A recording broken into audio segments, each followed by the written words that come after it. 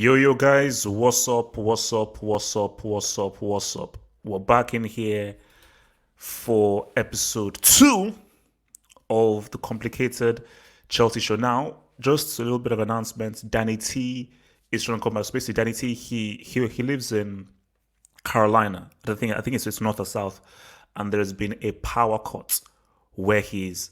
So because there has been a power cut where he has been unable to pretty much have a basically he's not had any power for like the last few hours or so. But he says he's going to try and come out and come back in and trying to use a bit of Plan B thing to get himself back. So you're obviously here with your resident DJ, your boy WH Halfop.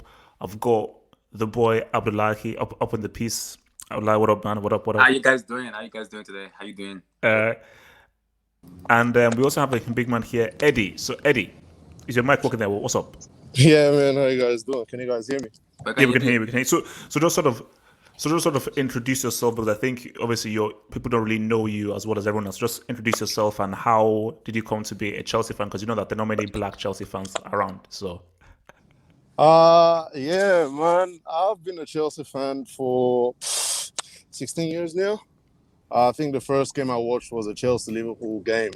Back home. I'm from Nigeria as well, so I'm currently in Australia. But okay, the first game I watched was the Chelsea Liverpool game. I think I can't remember the name of the guy who scored for Liverpool, but he scored a last minute win. I think it was Luis Garcia, if I'm not mistaken. oh yeah. That was in Um, 2000 and that was 2000 and was it 4 or 5? I'm not sure. yeah, that was around then, and I No, Luis remember Garcia just scored. He scored like last minute goal. I think that was 2000. yeah, Yeah, it was Under Jose. It was under Jose. yeah, and Under Jose. yeah, I was heartbroken after that game, and I just kept watching Chelsea after that, and yeah, they had African players then, like Drogba, Essien, Jeremy at the time as well. So yeah, that's how I got into Chelsea, and since then it's been trophies after trophies, isn't it?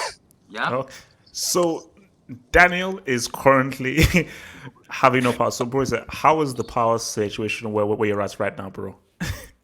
You can tell by my screen, man. It's very dark. No, there's no power, bro. This is like the and obviously the sun's gone down. So basically, now you know how it feels for us Nigerians when NEPA takes lights, man. Trust me. So you don't know how it feels, man. We see you only have to deal with this for a few hours.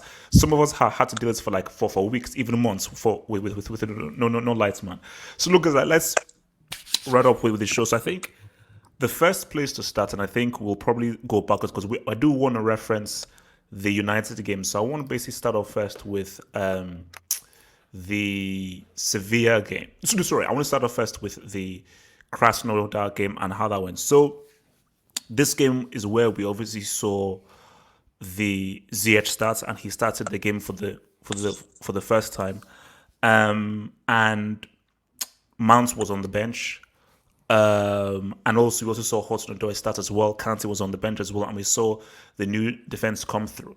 So maybe I'll just kick things off, and then I'll then take it to you guys and see what you guys think about everything, man. So the team, let's look at the first half specifically. First half specifically, the team didn't play well. The team didn't play well in the first half. And you can definitely see that there is still some issues with regards to what is the identity of the team, what is the personality of the team, and the team has yet to really find its true semblance. And obviously, I'll bring up the whole formation tool and so forth. So for me, I thought first half, the team, so you had Zuma, again, a new defensive partner. They had to figure out that whole communication. So you had obviously Kovacic and Jorginho. Aha, we've not played together for a while. They need to figure out who goes up, who goes back. And then you've had Hudson-Odoi. It's been a while since he has started as well. And Ziyech, him starting his very first game. So it's very much I haven't seen you before. I haven't seen you before. And guys just finding out and filling out who does what, who makes a run up, who makes a run back, who likes the ball to fit, who likes to run, what's their timing of the runs. And these are just things that comes to you at second nature when you play with people for a regular time. So the team struggled to gain any true cohesion. Second half, it was better. Second half was better, and I think Mount's introduction, I think, to the center. I think when we now saw like the 4-3-3, it seemed a little bit more stable.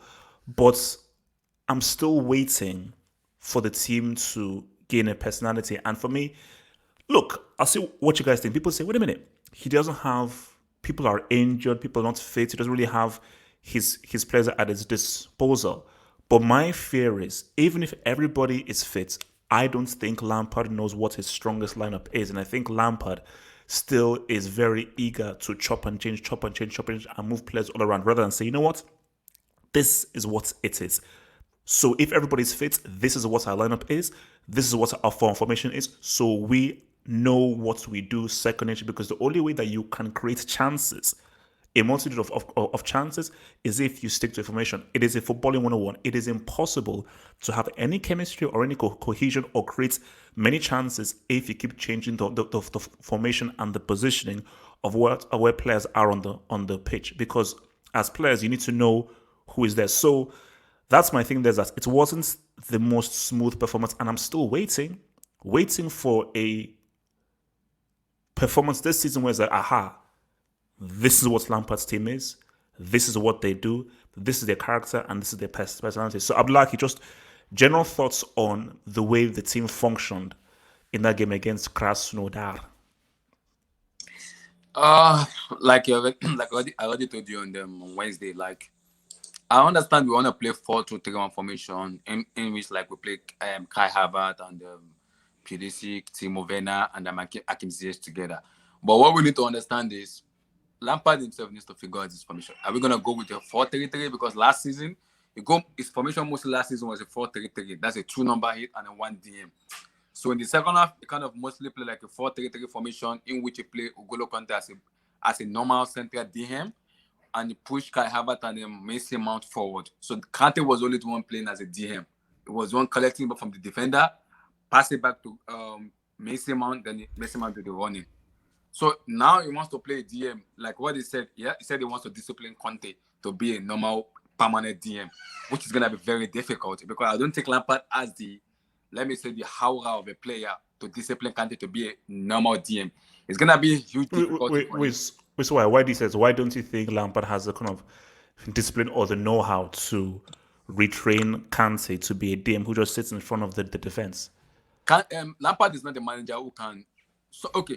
A manager that can make Kante be a DM is a proper manager who knows, like someone like Jose, someone like Masalegri, someone like Klopp. Those are the managers that can tell you, do this.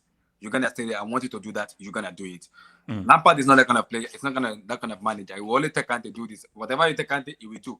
Kante will not reject whatever you tell him to do. He won't reject it. But Kante has in kind of ball retention, ball recovery. Kante can do that. But to be a disciplined DM is gonna be very difficult for Kante because he hasn't played there before for a very long time. So for him to play there, you have to tell him, get it from the defender, pass to your nearest midfielder, let him do the running. So Kante needs to learn it like every match he play, week in and week out, for him to understand the position he wants to play. I think on the long run, Lampard will mostly play like a 4-3-3 formation instead of 4-2-3-1, which I believe is the best idea formation if you want to go on a possession, running, pressing football. 4-3-3 is much better because if you want to play pivoter, you need the DM. And Kante is not the DM in which you can play pivoter. So, but quick question. If it's a 4-3-3, where does Havertz play? So Havertz and Mason Mount will play together like a number. Like they play in the second half of the Krasnodar, 2-number hit and a 1 DM. So they could play together. Because Havertz. So you're saying that the three, obviously, because I'll bring up the formation. So you're saying that the three would be Havertz, Mount, and Kante. Yes. So no Kovacic in this team. No Jorginho. Yes, because that's 2-number hit who can run, who can pass, who can run, who can give opposition problems. So you have Hakim Ziyech on the right, you have Christian Pulisic on the left, and you have Timo Werner on the right. That is a dangerous attack. But like I said before, Kante needs to be very disciplined as a DM. He can, in terms of ball retention and everything, he can do that because I've seen him do that. He can do it, but he has to be very disciplined. Very disciplined. Okay. Daniel, thoughts? What's the question? So basically, general thoughts on the performance and just the formational structure of the team, specifically in that first half? I mean, what do you think the issues may be? Because again, I'll bring up the formation tool. Is it really a case of where it needs to be referred back to a 4-3-3, or is it a stick to a 4-2-3-1 and we have to have a specific personnel? What is the issue as to why we're not really seeing the team get in a groove with chemistry? I would prefer that Lampard not switch every game, so that you go from 4-2-3-1 to back threes and back fives, back to 4-3-3 or 4-2-3-1. I would like him to settle on a formation, but I think we've seen over the past season plus that's not how he operates. He tailors his team to suit the opponent rather than having a general style of play himself. So like if you're an Ajax manager and you go to Ajax, they tell you Ten Hag, whoever you are, you're playing 4-3-3. That's what we do here. For Chelsea, it's more open in that sense, to where Lampard has the discretion that you can play whatever you want, you can do whatever you want. And I guess when you have a bunch of senior players in different positions, you have 5 center backs you need to get into the team, you have 3-4 left backs that you need to get into the team. There's a bunch of central midfielders, like 3 into 2 cannot work. There's 2 strikers that you might want to play. There's a bunch of wingers that you might want to play. I can kind of see how a manager would, in theory, switch it up just to fit the opponent because you have the options available. But personally, I would just like to see him stick with, at least in big games or games that are critically important to win, stick with the team that we know is going to come out. So Mendy, Zuma, Silva, Chilwell, Reece James and Azpilicueta can go either way. I'd prefer Azpilicueta because he's just a more solid option, I think, in terms of organizing and just being a leader in that sense. But I guess Silva can kind of make up for that if you play James, but he's new into the team, so that's a bit difficult. Personally, I would go 4-3-3. I'd play Conte at the base, as we've had both on the Talking Tactics podcast and last week. I think it's important for Conte to develop being more of a static defensive midfielder in order to prolong his own career. And if Lampard's not willing to do that, then obviously he has to leave. But if he is, then do it for Chelsea. Lampard he said he is, but he said he wants Conte to be more disciplined, like more of a disciplined DM, which is gonna be difficult for me as a fans because Lampard is not a manager who can bring that Conte. Everybody wants to see that Makalele style of play, that John Michelobi kind of play. Yeah, but see, I'm of the opinion that I think if you play Conte in that position under those restrictions or rules for a period of 10, 15 games, he'll be able to adapt to that because that's just the quality of the player. So it's a matter of just having a manager who's willing to try that. And once he tries it, I think Conte can adapt. Obviously, he won't be as good as Makalele or he won't be as good as Mikel, but he's the best option for that. You mean adapt to because I missed what you said. So you mean to adapt to a DM, you're saying? Yeah, to adapt to like a more static defensive midfield role, kind of like what we would, the stereotypical kind of Busquets role for Barcelona, where he just sticks in one position, that kind of thing. In terms of the 2 advanced midfielders in a 4-3-3, if we're just talking about what I would want, it's difficult. I would like Kovacic to kind of do what Conte used to do, which is just kind of be a box-to-box ball carrier. I would like you are wild for not putting Kovacic in there. You are wild. The reason is because I don't care what the reason is. You're wild. I'm safe, guys. I'm safe. There's just no power. The reason you can see my face is candlelight. And yes, shout out to cell phone data. The bill's gonna be a bit mad probably, but it is what it is. So yeah, I would want Kovacic to do the box-to-box work, and I would probably put Mount or Havertz. I'd put Havertz as the more attacking option in that kind of forward 2, because Kovacic, for all his good work, he's not a goal scorer, and I think it's always good to get goals from multiple places on the pitch. So Conte's not going to give you that. Kovacic isn't going to give you that, but they'll create the defensive stability. Then that gives the platform to a Kai Havertz or Mason Mount, or in theory, if they come back, a Ross Barkley or a Ruben Loftus-Cheek to play in that kind of attacking midfield role, kind of what Lampard used to do when you had either Makalele sitting, Essien going box to box, and then Lampard was the one who was able to roam from midfield. So I think that could work. And then the attacking three is, I don't really have a problem with anybody in the attacking three as long as you don't play Mason Mount on the wing. It could be Havertz or not. Well, Havertz in theory, but it could be Werner, Hudson-Odoi, Pulisic, hold on. Ziyech, whoever. I want that to be a section because what I want is for everybody to do their formation and straight through. So just hold on because that's going to be one of the sections. So Eddie, general thoughts? Yes, LTA. Yes, it is Hurricane Zeta, bro. That's what it was. So Eddie, thoughts on the performance of the team in that Krasnodar game, specifically the first half. What do you think the issues or the problems are? What do you think the formation setup needs to be in a general sense? Yeah, I think just a few things that come out of the game yesterday was, I think, number one, a lack of chemistry in some areas. You could see the Chilwell Cho combination wasn't working as well as probably a Chilwell Pulisic would work. Also on the right as well, I don't think the Ziyech Azpilicueta partnership worked that well. Aspi did get some balls, but I don't think he was able to put them in the right areas for us to create enough chances for our forwards. And the second thing is, I think, an issue we've had for a very long time, but we haven't brought up so much, which is the lack of balance in midfield. Jorginho had a pretty poor game yesterday. He couldn't even make a 5-yard pass, which is his specialty, isn't it? So those are probably the two big things about the first half for me. And I think the one thing that gave Lampard a bit of life yesterday was having 5 subs. Because if we didn't have the 5 subs, I don't think he makes 3 changes at the same time. And I think that's what really, really helped him yesterday. So in terms of the formation, I agree as well. I think we should probably play 4-3-3. But my problem with Lampard at the moment is he is trying to recreate some of the Chelsea teams that he played on, which is fair if you have the players with the qualities. But if you don't, you have to try and make the best of what you have. You have to adapt, adapt. Yeah, you have to adapt. You don't need to try to create the next Michael Ballack or try to create the next, Makaleli or something like that. Work with what you have.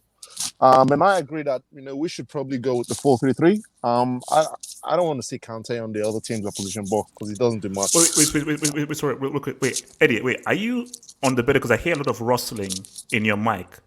So I think if you stay still, because I think you might be rustling or something. So I think if you just sort of stay still, because I'm hearing a lot of static coming from your mic when you're speaking.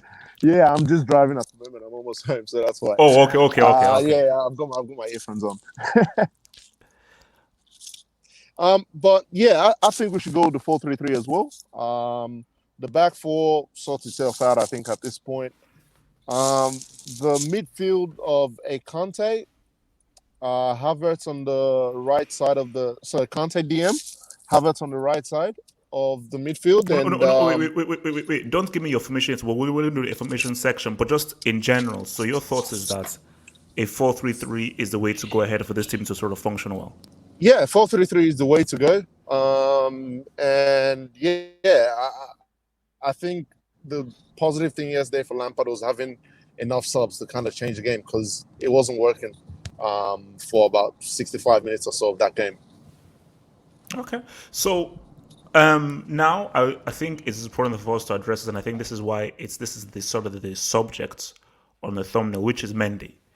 So 3 games played, clean sheets, and it is so amazing what a good quality keeper can do for you. Because see, there are 2 aspects to keeping.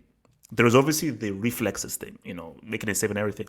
But then there's another thing that most keepers can't do. See, most top keepers actually have good reflexes. Obviously, Kepa can't do both, but most keepers have great reflexes, but not a lot of keepers are good at positioning and decision making, which is composure. For instance, like why David Seaman was such a good keeper is that he made it look simple. So he never did all the flashy saves and everything because he never had to do flashy saves because he was always at the right place at the right time.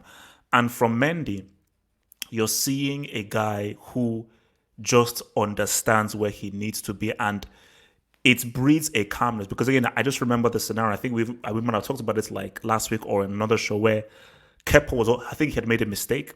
It was in the Liverpool game. Kepa made a mistake, and Zuma was being pressured by a striker in his own box. So the only thing he could do was pass the ball back to Kepa. But because of his distrust of Kepa, he actually kept hold of the ball and tried to move it because he didn't trust the keeper. And when your defenders don't trust you, you just have issues. You have issues all over. So I think, see, my only worry for Mendy, but I don't know whether it's a worry, is the penalty kick thing. So if there are penalties, is how good is he at shot stopping? But it's very simple because which is what Van Gaal did with Sillissen, where Sillissen was the normal keeper, but when it came to penalties, he put in Tim Krul.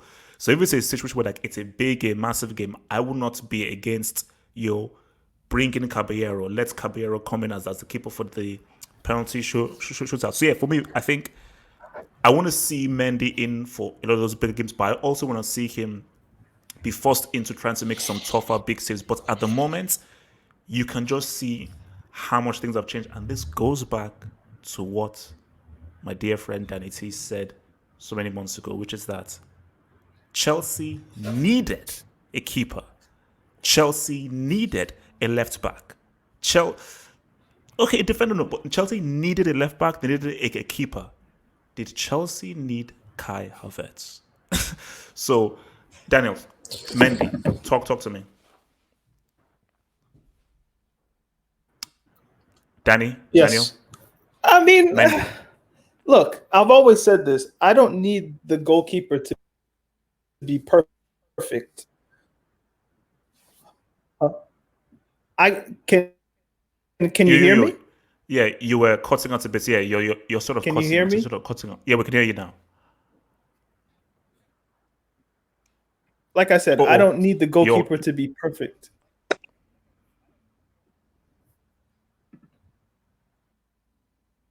Oh, wow. Okay. He got us. Okay, so hopefully Dan will come out. So, Abdullah, he talks to me about Mendy. I think if you look at Eduardo Mendy, the communication between him and Thiago Silva, you can see the communication because he speaks French. Mendy speaks French. Thiago Silva speaks French also, and Kozuma also speaks French. The communication between them is good. Cesar Spilicueta also speaks French, Spanish, and so there's a communication between them. Very good communication in which. Wait. Kepa speaks Spanish. What was his communication with Azpilicueta? He was still trash. No, when you have a commanding goalkeeper, it's different. Kepa is not commanding. Eduardo Mendy is very commanding. If you look at the Krasnodar match, there was a mistake in which Azpilicueta made. Mendy was shouting on him very, very hard. Yeah. When he sort of headed it like that. I am the goalkeeper. You need to. When I said allow, leave the ball for me. I can see what's going on. That is the commanding goalkeeper you need in your team. In terms of Areza Balaga, he won't see anything. He'll just be looking. You can't be doing that in a professional goalkeeper. You can't be doing that. So the communication between Mendy, Kozuma, Thiago Silva, and Cesar Spilicueta is very good because if you look at it, when Zuma, I think there was a mistake he made. I'm not sure if it's, I think the United match or the other one when Mendy before he was injured. Kozuma made a mistake. Eduardo Mendy was like shouting on him that when you play the ball, don't give me back the ball. Play the ball up. Don't pass back to me. Play it out. So that was the communication you need from the goalkeeper to the central back. And when no matter even if you change your central back, but when you have a very good goalkeeper, like a very trustworthy goalkeeper, you have no issues. No matter the central back you change, you have less. I was even expecting Rudiger to make it did not make any mistake. One mistake, Antonio Rudiger did not make any. It was solid throughout yesterday's match. That shows Eduardo Mendy is a very proven goalkeeper. He's a leader in that So team. wait. So are you alluding to the fact that these defensive mistakes have come from the indecision of the keepers mainly? Is that what you're saying? Mainly the goalkeeper and mainly from the defender, because if a defender doesn't trust a goalkeeper, it will keep making mistake upon mistake. I don't think Kozuma and the other central back trust Areza Balaga. We could say Christensen is not a good central back, unlike Tomori. But what if Christensen keep and you have Mendy? Who will tell you if you give me that ball back, you're gonna be in trouble? That's a goalkeeper who will talk to the defender. Who immediately when you give him the ball, it pull it out. That's the commanding goalkeeper we need. Yeah, Chelsea defender are not really that kind of world class, but when you have a proven goalkeeper like Alisson Becker, or Black, or this kind of good test again, when a defender knows I am assured as a defender with a goalkeeper, even if I make mistake, I'm very assured that this person will save me. Then you have no issues. Okay. We don't rate Diego Simeone a lot, but look at this goalkeeper, Oblak. The defender knows when we make mistake, Oblak is there to save us. Oblak is already there, so they know if we make one mistake, Oblak will save us twice or 3 times. So they have no worries. Sorry. So Daniel, back to you, man. Mendy.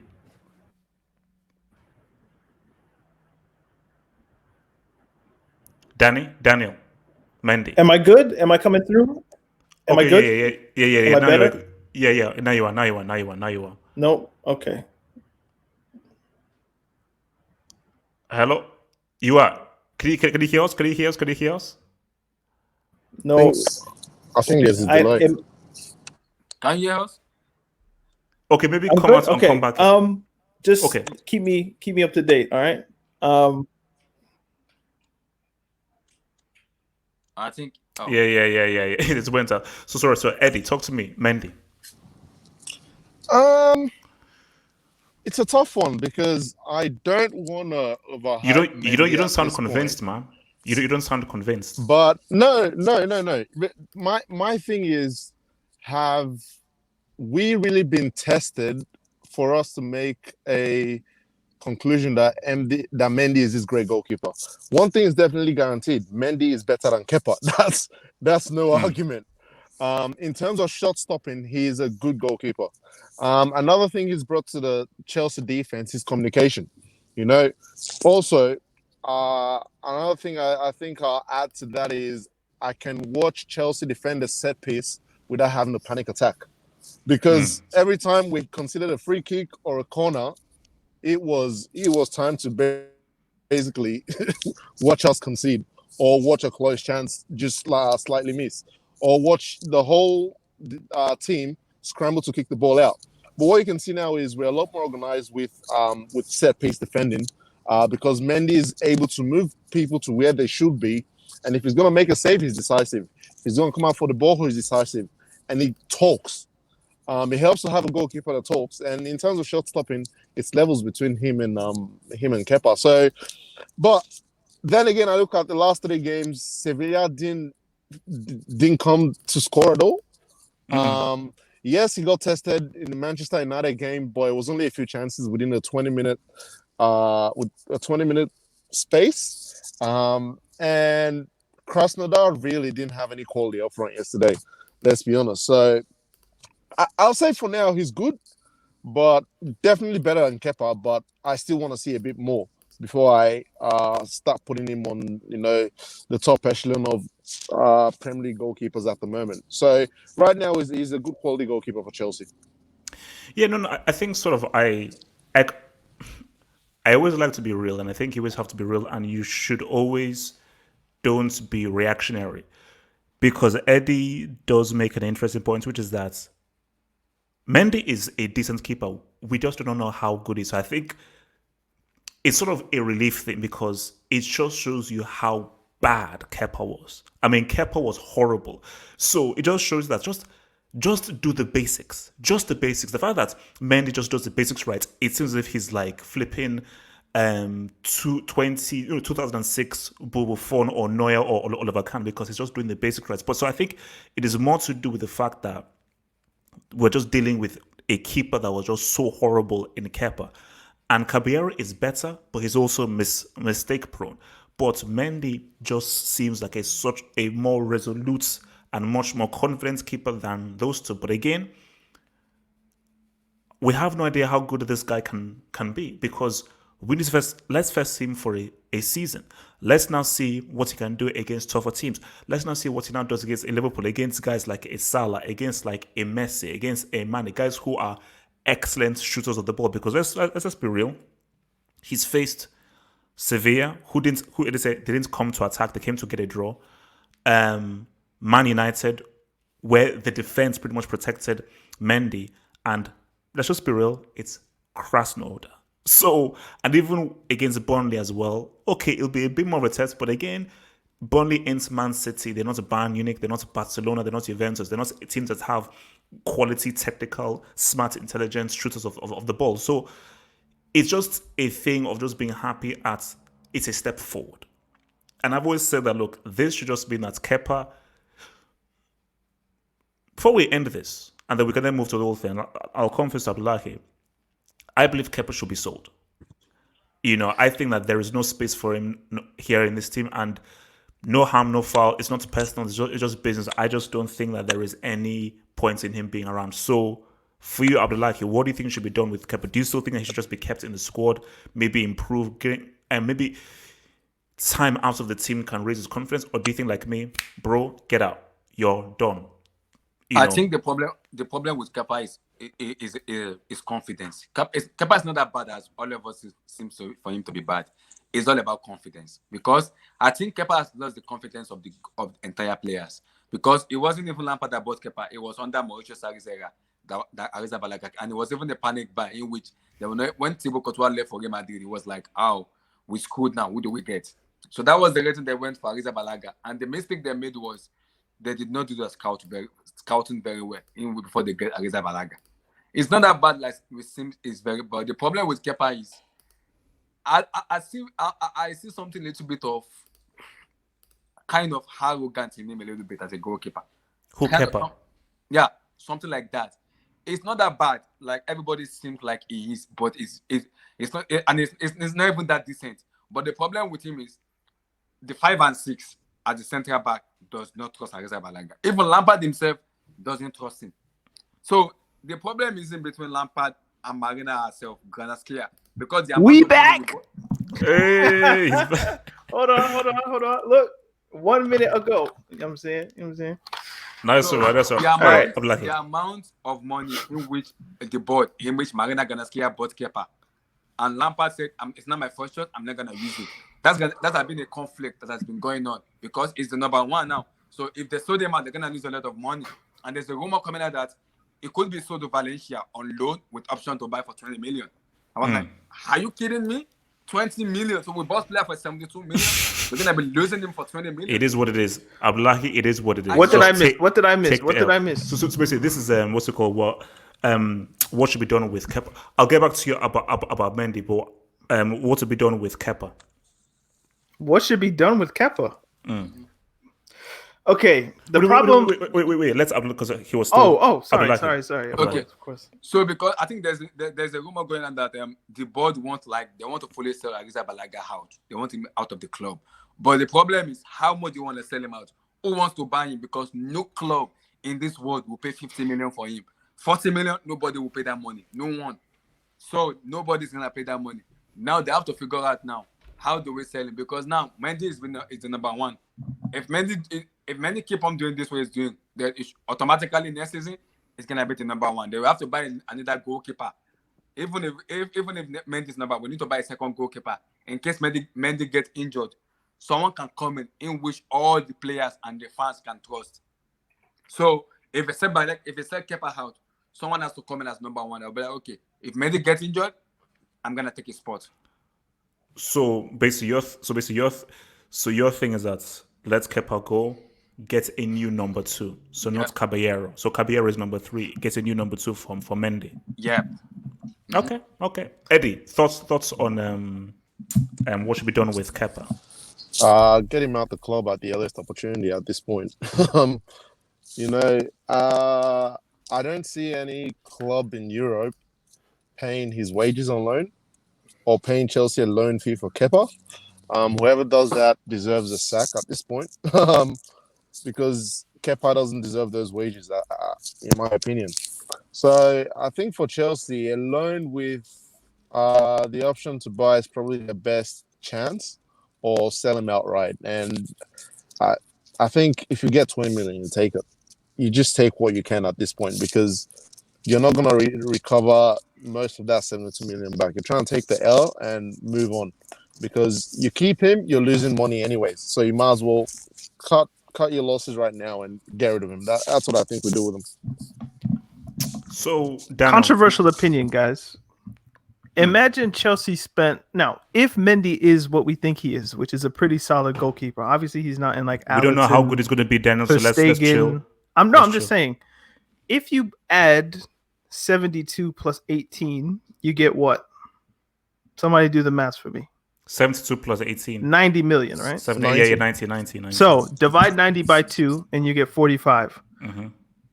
If Mendy's a $45 million goalkeeper, or £45 million goalkeeper, and Kepa's a £45 million goalkeeper, which probably not, couldn't you just have Kepa as number 2 and just pretend in your head that you spent 72 on Mendy and 18 on Kepa? No. I mean, that like because for me, I don't think there's anybody that's gonna buy Kepa. But is Kepa really a bad number 2? Yes. I mean, Chelsea had Willy Caballero in goal, or as the number 2 for 3-4 seasons. Mm-hmm. How much worse is Kepa than Caballero? He's worse. But how much? Like enough to where you want to go spend another 35? Can you buy a better goalkeeper than Kepa for under 30 million? Yes, you can. I don't know. Out there. I don't know. So they're out there. Now, and the complication that Chelsea had was see, Chelsea should have gotten Martinez. Why Chelsea didn't go in? But Martinez would have wanted to be no number one. Right, Though. he was never going to come. Yeah, he was never going to come. But so the issue Chelsea have is the contract. So Kepa still has 4+ years on his contract. They gave him a 7-year contract, partly because, do you guys know about amortization and just kind of how the accounting works? So people think if you spend 72 million on a player, then in the club books it says 72 million for that year. That's not how it works. What they do is they take the transfer fee, divide it by the years of the contract, and then add the wages. And that's what a player is worth for a season. So if you have a 75 million pound player and you give him a 5-year contract plus the wages, that's going to be way more money on your books than if you give him a 7-year contract and spend 70 million.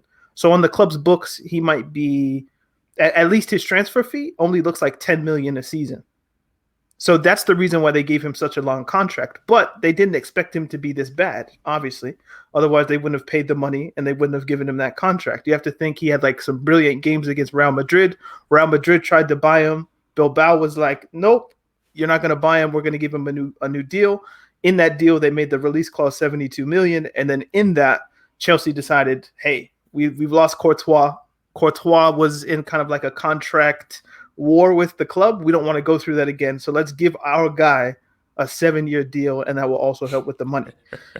So that becomes the complication, that nobody is going to want to pay the transfer fee. And also Chelsea have the burden of the 5 years, 4 and some change really, that are left on his deal.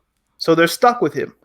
So my thinking is, if you're stuck with him, at least until he has maybe 1 or 2 years left on his deal, probably, find a way to keep him in the club. And for me, that means make him the number 2. And if Kepa was bought under the presumption or something that okay, Courtois is going to be the number 1, Kepa will be the number 2, Caballero can bounce, nobody would have had a problem with that. It's just the fact that they bought him as the next guy, and that's never what he was. So now he's in his rightful position as a number 2 goalkeeper in a relatively big club, I'd say. He plays for Spain. He has pretty good performances for Spain. The problem just was this guy, number 1, he's short. For me, that's a big thing. I don't have any confidence in you if you're under 6'2" as a goalkeeper, unless your name's Casillas. And on top of that, it's I don't know. He just doesn't have the mentality, I don't think, of just somebody who I would trust to be the guy back there, Czech had that presence. Courtois, even though he was, for all intent and purpose, he's a dick. He has me blocked on Twitter. He had a presence. Mendy seems to have that as well. And I think Abdullah, he referenced that you can see that he gives confidence to the defense. So yeah, Kepa.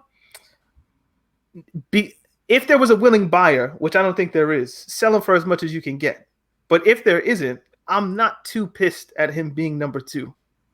But the problem with Kepa is when you see him keeping in Spain, it's much better goalkeeper than David De Gea in Spain. But in Chelsea, it's very worse. My Lord in heaven. In Chelsea, is very, but No, it's but you know, it's far it better than could, David but De Gea. I think it could be a psychological thing though, because I think when you go to a place where you know you've not made mistakes, you now feel it's a comfort zone. The thing with keepers that it's always about the last mistake you made, and which is why that the best keepers have that strong character to be like, all right, I don't made a mistake, I'll run through. But I just think that once it's a mental thing. He now goes back to Chelsea. He's like, this is the place where I made that mistake and that mistake and that mistake. You're reading.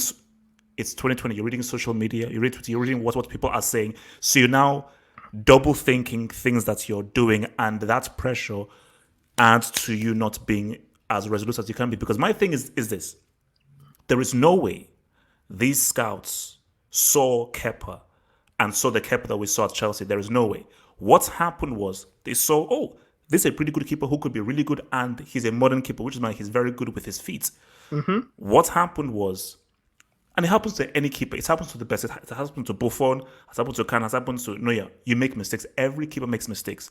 The issue was, it was a mistake, then another mistake, his confidence went down low, and he didn't know how to react to it.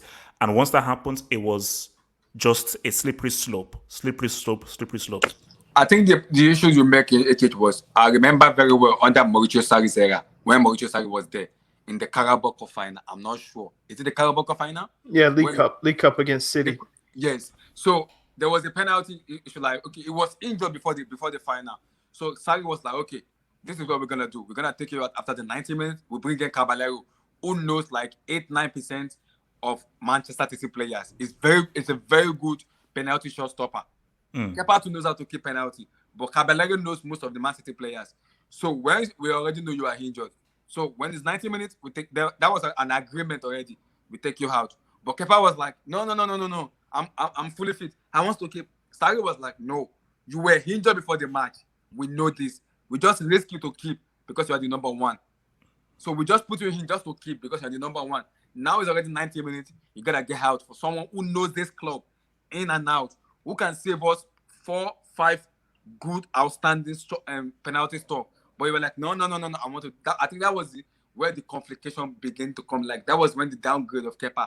If you remember, he was really close to saving that Aguero penalty. Yes. And you think maybe if he's fully fit, he saves it. But because he had the hamstring of the calf, I don't remember. Yeah, I'm thinking injury. So that was why Sarri was like, let me take you out because he has an injury. Sarri said, I don't want to risk him. He has an injury. So come out for Caballero, who knows, who can keep very well. Yeah, that was a bad look on his part. So before we sort of round off the section, Dan, because we lost you like about 3-4 times because of your brick net and so forth. Look, man, I tried my best, bro. You tried harder. Mendy, thoughts on Mendy? Like I said, like I was trying to say, I probably said this 3 times and nobody. I know, but we couldn't hear you. I don't need my goalkeeper to be perfect, so it's the idea that you can have a guy like peak De Gea or peak Buffon, peak Khan, peak all of these guys who are just like incredible goalkeepers. I don't need the club that I support to. Oh shit! Are you choking? Oh, it just looked like you like reached over like you were choking. Yeah, I don't need the club to have a goalkeeper of that level. Just don't be ass. It's like don't do the simple things well. And if you get beat by a great shot, cool. Like that happens. I don't expect clean sheets 50 times in a season. That's an unrealistic expectation for anybody. But don't be a detriment to the team. Like just save what you're supposed to save, claim what you're supposed to claim. Don't kick it into your own goal, which Mendy almost did, to be fair. Just like don't do stupid things. Just be a solid piece in a team that really is more an offensive team anyway. So like if the defense makes mistakes, that's cool. You would think that there's enough offensive firepower at the top of the pitch to do or just to make up for those mistakes. But don't be like just an anvil around the team's neck, as Kepa has been over the past 18 months or so. So when I see Mendy, I'm not seeing the greatest goalkeeper of all time. I'm not seeing somebody that's going to be on the Ballon d'Or stage or anything like that. I'm not seeing Neuer. I'm just seeing somebody that can do the basic things 9 times out of 10. and that's all I need. Basics. Just save shots, like the shot he saved. Oh man, there was Rashford against Rashford, Manchester yeah. United. Rashford. Like that's a save that I look at that I don't think Kepa reaches it. Kepa? You just mentioned Kepa? But also the key And then even can I land though? Can I land okay, though? Go for it. So like even the 1-on-1, I don't think Kepa's like, well, Kepa might save it, but I'm not confident that he would. With Mendy, maybe because he's a newer entity and he's not poisoned in my mind yet, I have the confidence that he'll do it. And then you have to think, what does that do for the defense, the central defenders? That gives them the confidence that, yeah, let's not make any mistakes. But it's like, if you know you can't make any mistakes, that puts more pressure on you, because I know this is a goal if I mess up. So you're playing with a bit more stress, and that inevitably leads to more mistakes. It's like a loop.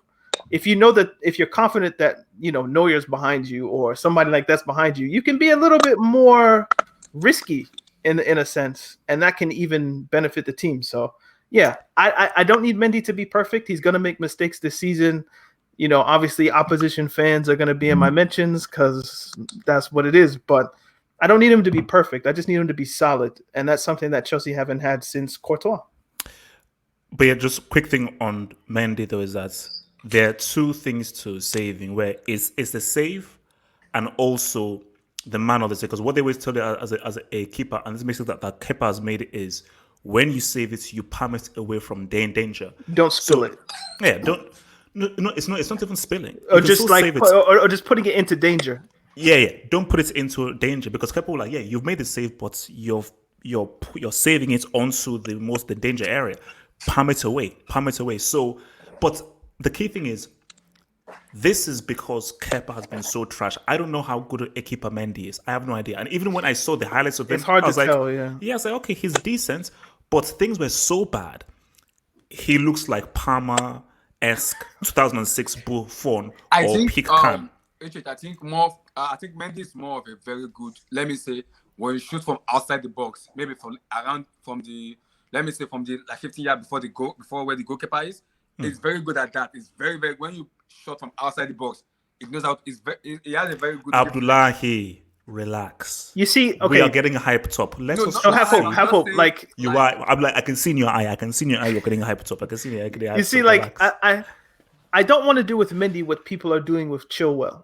Yeah. So people are now saying Chilwell is the greatest thing since Ashley Cole. But I'm like, guys, I'm just like, guys, you are used to watching Marcus Alonso play left back. And that is making Chilwell look like Roberto Carlos. And that's not what it is. So can we just calm down just a little bit? And I think that's probably what's happening with Mendy, is that people are so used to looking at Kepa that now he's the greatest thing since, I don't know, Oliver Kahn. And it's not that. Like, we hope that maybe one day he can be a Edwin van der Sar kind of lanky, just great keeper, but it's not that. It's just that we need our eyes need time to adjust. And I would say Kepa is probably in a similar boat that Morata was in. It's just that his confidence was so low, so down that he probably does need to move back to Spain, to Italy, someplace like that. And then we'll see kind of the Spain Kepa on international level anyway. So they're probably in similar boats as well. All right, so let's just move on to our next Bada Bingy. So let me just hit this thing. So shout out to Mr. Next Game. Thank you, brothers. My favorite channel, Kepa should go. Well, that's what I believe so as well. And remember, are you going to pay for it? Like, you have to pay for it if you want him to go. Just ship him out. Like there's like a boat that goes to Spain or something. Just shove him in like one of those boxes and then put him in there. People want him gone, but you got to put the money up. But let's look at it this way. In Spain, he has Sergio Ramos and Piqué. I think Piqué as a central back, I'm not sure who partners Sergio Ramos in Spain. So in Spain, it's much better than David Gigi of United. But in Chelsea, it's very worse. So something is going on in between. Is it confidence level? Or is it not? It's a mentality thing. I told you, it's just a psychological thing. It's a psychological thing. Spain, he's not made mistakes, so he has a comfort level. Chelsea, he knows. Also with Spain, what do we know about Spain? Spain like to retain the ball. There's not that much, and especially if Spain are playing and Andorra or Falcon Islands or whatever, these like little clubs. Have 80%. They're gonna have 90% possession. Kepa's not gonna have anything to do when you're playing with Chelsea and Frank Lampard is like, okay, high line, Silva in the high line, like just all of these defenders that are there. The keeper is going to be more tested, and the more you test Kepa, he comes up, with D's, F's, G's, H's. Like it's not good. So Yasser Said, who is a United fan, says the FA should do an investigation on Mendy. How the hell was he supposedly injured but was ready for the United game? We demand we get all 3 points. Yasser Said, Black magic. how about you guys do investigation into your manager who is inducting witchcraft and white magic?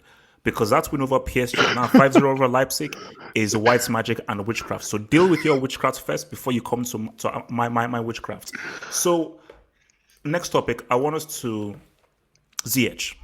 So his first start, and look, I've been on the record by saying that Timo Werner, cool, but you can look at my videos from before.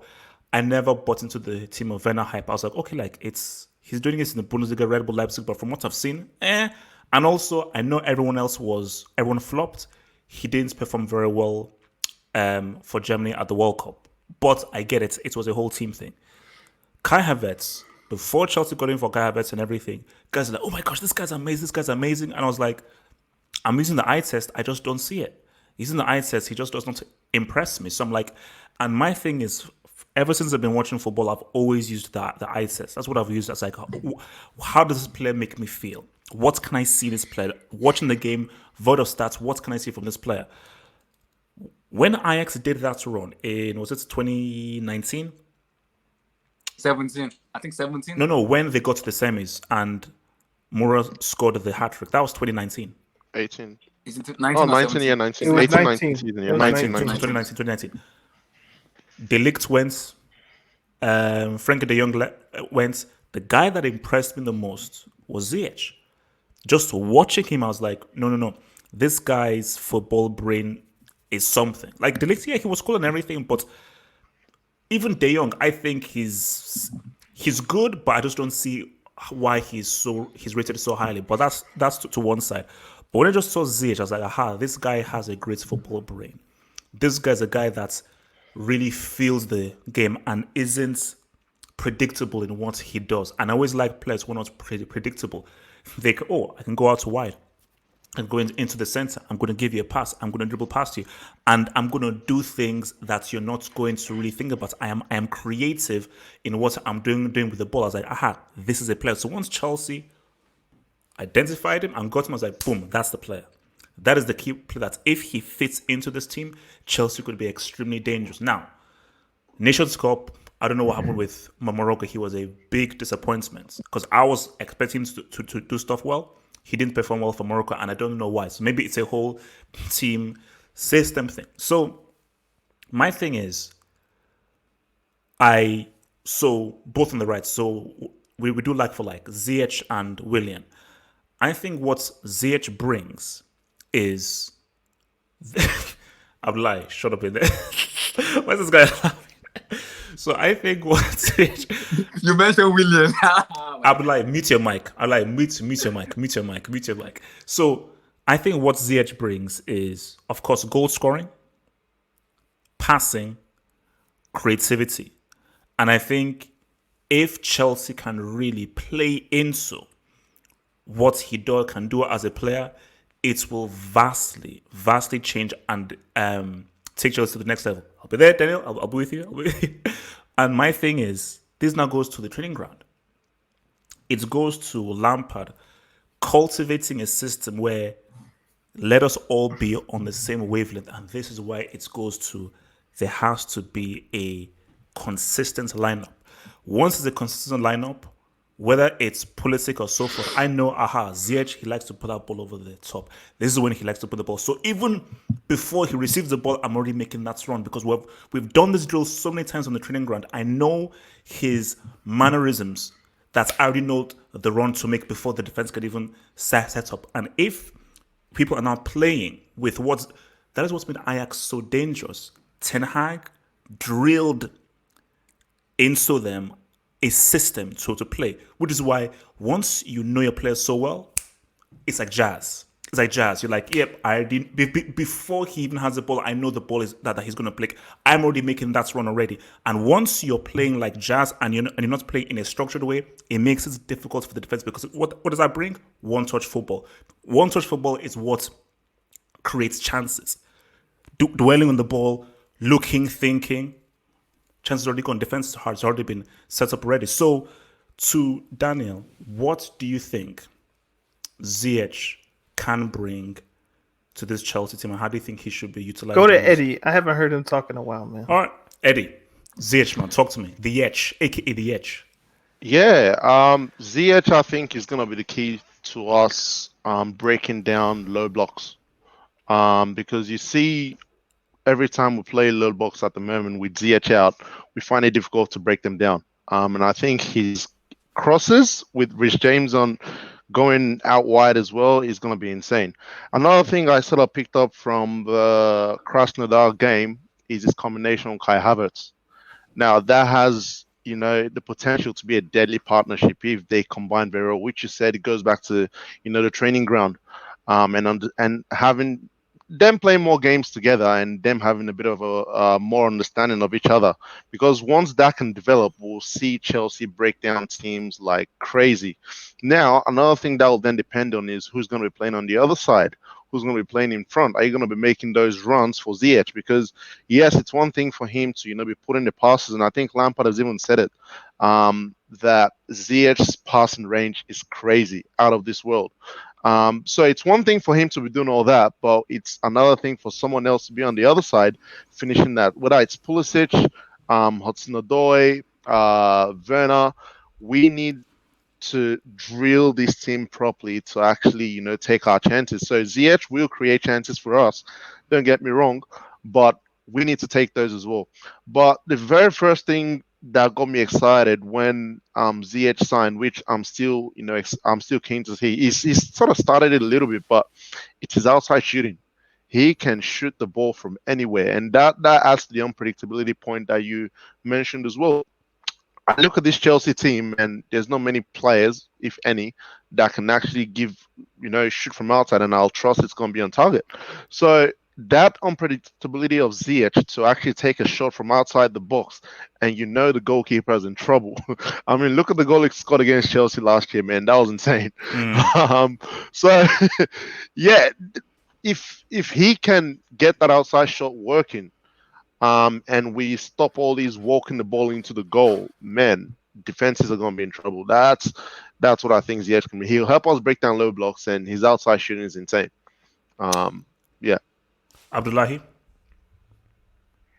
Yeah, I think I'm going to go with what Eddie also said also. We have difficulties in breaking down low blocks, and which is, with Ziyech now, it's more of an helpful. And like last season, there was the person that was taking more shots was Mason Mount. He was shooting from outside the box. Now, this season, I don't know what Lampard to them in training ground. Don't just pass into the post, pass and score. I really don't know what's going on. No one has been shooting from outside the box. When you see them taking the ball, the pass, cross, inshallah, go. That's what we do now. And I don't know what Lampard has been telling this player. We don't do that last season. Last season was when you go from the midfield, you see Mason Mount shooting. Like, so wow, so you can shoot this way. So this season it has dropped down. So that was why we bought in Ziyech. Someone that can shoot, someone that can give defender problem. Do I see him shooting? Do I see him passing? So that's why we need to understand the communication between Ziyech and the player playing on the left wing. Is it going to be Timo Werner? Is it going to be Christian Pulisic? Is it going to be Callum Hudson-Odoi? So that has to be between managers, like who's going to be playing on the left wing. When you bring out the passes into the left wing, someone has to be onto the hand of onto the passes. Because I remember against United, there was a pass he made for Timo Werner. Timo Werner saw the pass, but it was too much for Werner because the communication there was breakdown in the communication. Werner was like, you have to give me the ball a little bit more slower than more faster. I was like, go in, because I saw you. So there have to be the communication in between them. If those things can be drilled into them, this is gonna be very difficult to beat this season. So you have to be the understanding between the left winger, the striker, and the all other players in between this. But as I say, it comes from the training ground. Like it comes from this is the team, these are the players, and we know this attacking unit so well that we are playing with this, almost like, you know how you have like 5-on-5. Okay, this is our 5 against this 5. Every single training ground we have our guys, so we know that once we get, obviously we'll do the lineup thing. Once we get to this section, we know that, okay, you go diagonal, you go straight, you come short, you go over this. It did the same thing in training ground. I think when it started his preseason match, there was a pass he made from the midfield to Hodoy. So Hodoy nodded back to Timo Werner. That's gonna pass in which we know Ziyech can do. Fully fit, he can do, and he can shoot from outside the box. That is the advantage we have in Ziyech now. Someone that can shoot from anywhere and is going to be on target. Oh, no. I mean, because again, look, I'm not saying, I'll come to that in a, but I'm not saying that Chelsea are going to be anything like what that Barcelona team was 09 to 2012, 2013. But when you look at that team, it was like these guys have slept in a training ground. And people were like, man, how can they do this? Yes, they're very skilled. Yes, they're very good. But they are playing so much together on the training ground, and they're literally almost married to each other's thoughts. They're not even thinking. Before the ball even comes to them, they know that I know where he's going to run to. I know where he's going to go to. So as soon as I get the ball, boom, boom, boom, boom, boom, boom, you've created a chance. And I think hopefully that is what Lampard is looking for with Werner, Havertz, Ziyech and everything, where you are so on a wavelength. It's one touch, chance. One touch, chance. Daniel, Ziyech. You see, I don't have my paper. I was looking like, where are my notes? Because I had thoughts when you guys were talking that I normally write down. But the first thing was, and just to reference the William point quickly, I was curious, just if the panel could kind of put our collective brains together. When was the last time Chelsea had a left-footed player who played on the right? Ian Robben. Was he? Was he playing on the right or was he playing on the left? I think he was playing on the right. Or was it Duff that was left-footed playing on the? He's a left footer. He played most on the right. I think so. Yeah, I think Duff was left. It was either Robin or Duff, right? Because Flora Maluda was left-footed, but he played on the right wing. On the right. So it's been almost 15, 20 years, damn near, to where Chelsea have had like an inverted winger. So that's the first thing. I think comparing him with Willian is kind of a misnomer because they're not the same style of player. Willian, we've been through this multiple times, but Willian was in the team for his diligence more so than his playmaking. Otherwise, they would have tried to play him on the left, but obviously you can't when Eden Hazard exists. So there's that. And two, I think Eddie and Abdullahi kind of hit this point. It's like Ziyech, his passing range is impressive. But you can kind of only take advantage of someone's passing range once you have the chemistry and the understanding, which is why I would like to see a natural striker in the team. So whether it's Tammy or whether it's specifically Olivier Giroud. I was gonna say like Tammy or specifically Olivier Giroud knows how to make especially the near post run very well. And I would think that somebody like a Ziyech and just Giroud just has that natural poachers in the box. He's a useful brick. That you can't teach it. So I would say Mitchie, but I'm not even gonna bring him up. So. Easy, relax. Mitchie is on loan anyway, so I know, bro. That's why I say I'm not gonna bring him up. But I'm just saying, like strikers who you look at, you're thinking like this guy knows where to be in just in the 18-yard box. He's just a poacher. Mm-hmm. I think Giroud especially has that quality. Tammy, there's pieces there, but he's not the finished article yet. So I would like to see what Giroud would do with a player like Ziyech that I don't think Chelsea have had, as I mentioned, since 2005, 2006. I think that would be quite interesting. Mata, I mean, he more played number 10. Mata is more of a playmaker. But he did start as a winger before Oscar arrived. So I guess Mata counts. Schürrle, I wouldn't. He was right-footed, man. I wouldn't count. So, but anyway, it's been a while. So I'm very happy to see a left-footed attacking player for Chelsea because that just it opens so much on that right-hand side. Like how. Don't put that on the screen. Don't say it. Don't get him going. Don't get him going. Don't get him going. Ignore it. We would see, we being football fans, not necessarily Chelsea fans, like people would see Willian get the ball on the right And then why is he just passing back to the fullback? How come he isn't taking somebody on? Callum Hudson-Odoi kind of gets the same thing when he plays on the right. It's just like they give him the ball.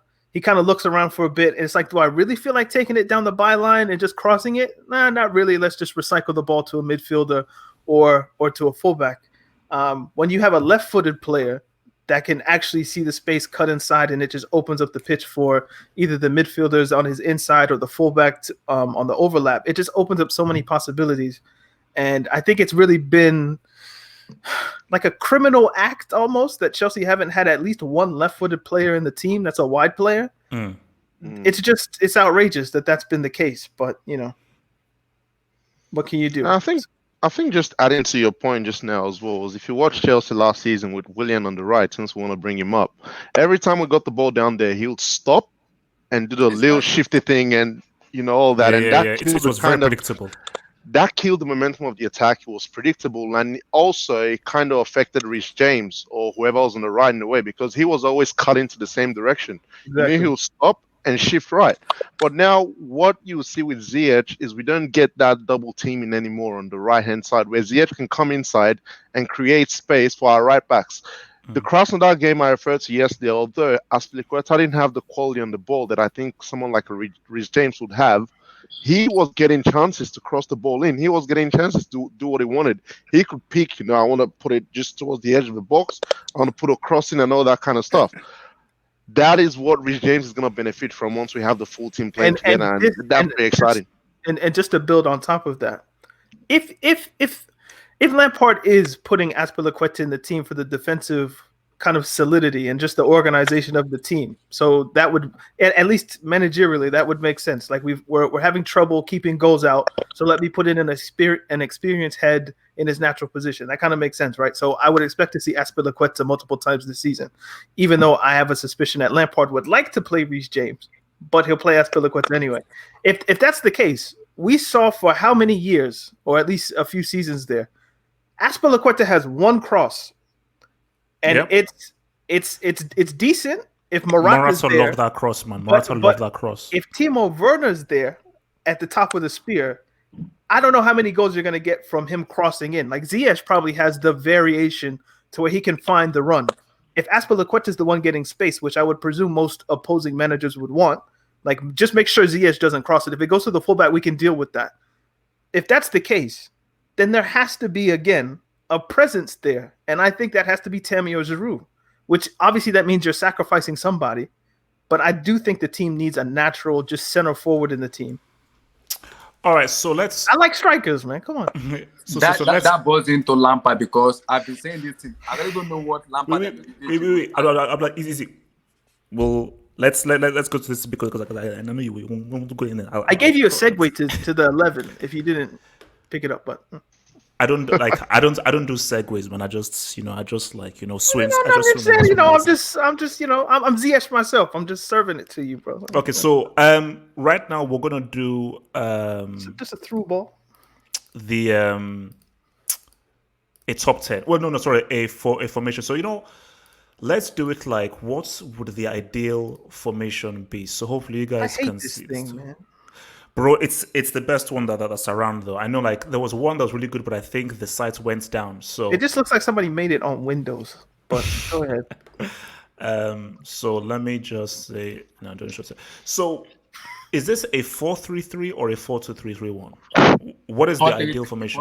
Are we doing what we want, or are we doing what we think Lampard will do? No. What is the ideal formation? Then it's 4-3-3. 4-3-3. Okay.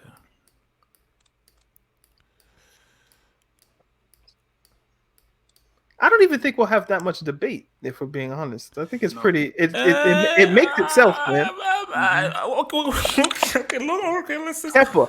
No, I'm just because Lampard play 4-3-3. He play because Barkley and Mason Mount together with I don't know who played the DM last week. Delete that shit. Okay, so it's Mendy. So of course, Marcos Alonso. No. So you see, this is dependent on the team that's been played. So if it's a team that is, let's hold on, pause. Let's give ourselves an opponent So who is the opponent? Exactly. Okay. If it's Crystal No. Palace, that's one thing. If it's Bayern Munich, then okay. That's Okay, I wanted to, so this is a tough opponent. So let's say it's Bayern Munich. okay. So Aspilicueta, I think. Yeah. So we're playing Bayern. So this is, Yeah. and then this is You're Daniel, I trying think not I'm to gonna- lose by 5. I'm gonna repeat that. I think I'm gonna repeat that a little bit. I'll pull it James because Bayern play high line, which is more helpful for James to put in the cross. Bayern play high line a lot. Yes, they play high line. So I believe I'll pull it James than Aspilicueta. Why did you? So serious? Yeah, for me, I'll pull it James than Aspilicueta because Bayern play high line, and the high line has been a problem for them, in which they can't even solve. Yeah, but I think right now, we should be worried more defensively than worried about the high line. So, I get your point, but at the same time, Chelsea are still not that defensively solid team where I'd want to expose that defense by pushing Reece James forward like that. Yeah. That's true. the heck? Silva. Also, I think if they did play a big game, Lampard would revert to 3-4-3. But Yes. this is just us. No. This is not Lampard isn't involved in this dojo. This is what needs to Silva, happen. Thiago Silva, So Silva. and give him the. Well, no, I guess Aspilicueta's captain. Yeah, Aspie. So Conte is the DM. No. 100% Kante. So now this is now where you see for me, Kovacic has to play. Yep. But Kovacic. Abdullahi said, Abdullahi, what did he say? I know, because Lampard did it last season. He played. Abdullahi, don't stop explaining. What did you say in this I midfield? said Conte as a DM, Messi Mount on the left, and Kai Havertz on the right. That's the 4-3-3 formation. He did it last against Krasnodar. He played the both of them together. He played them together. If Abdullahi, if we're playing Bayern Munich, and I'm saying we as like us four, not necessarily Chelsea, and we have the Chelsea team available, I want a player who I know is press resistant. Yep. Yeah. And Havertz has already made one mistake that's led to a goal. Good. I don't necessarily trust Mason Mount to just do things, right? So give me Kovacic because I know he's the most press-resistant midfielder and he has to play. Yeah. So he has to be in the team. And again, if you're playing a lesser team, maybe you could get away with Mount and exactly. Havertz. But this big team, it has to be those. This two is have to be in the Joshua team. Kimmich and flipping that's Hulk of it. What's it? Goretzka, who is a flipping engine. So is this Jorginho? Havertz. Nah. Havertz. Havertz. Havertz. Billy Gilmore, Okay. So okay. This is where all right. Okay. So Well, no. Who would you put? I think Bill Gilmore must be. No. Billy Gilmore works better in DM. No. He's good on the DM though. He's good on the DM. Hey, Billy Goodmore. Put some respect on his name, man. no, this is I know. Isn't he This is like Bayern 17? Munich.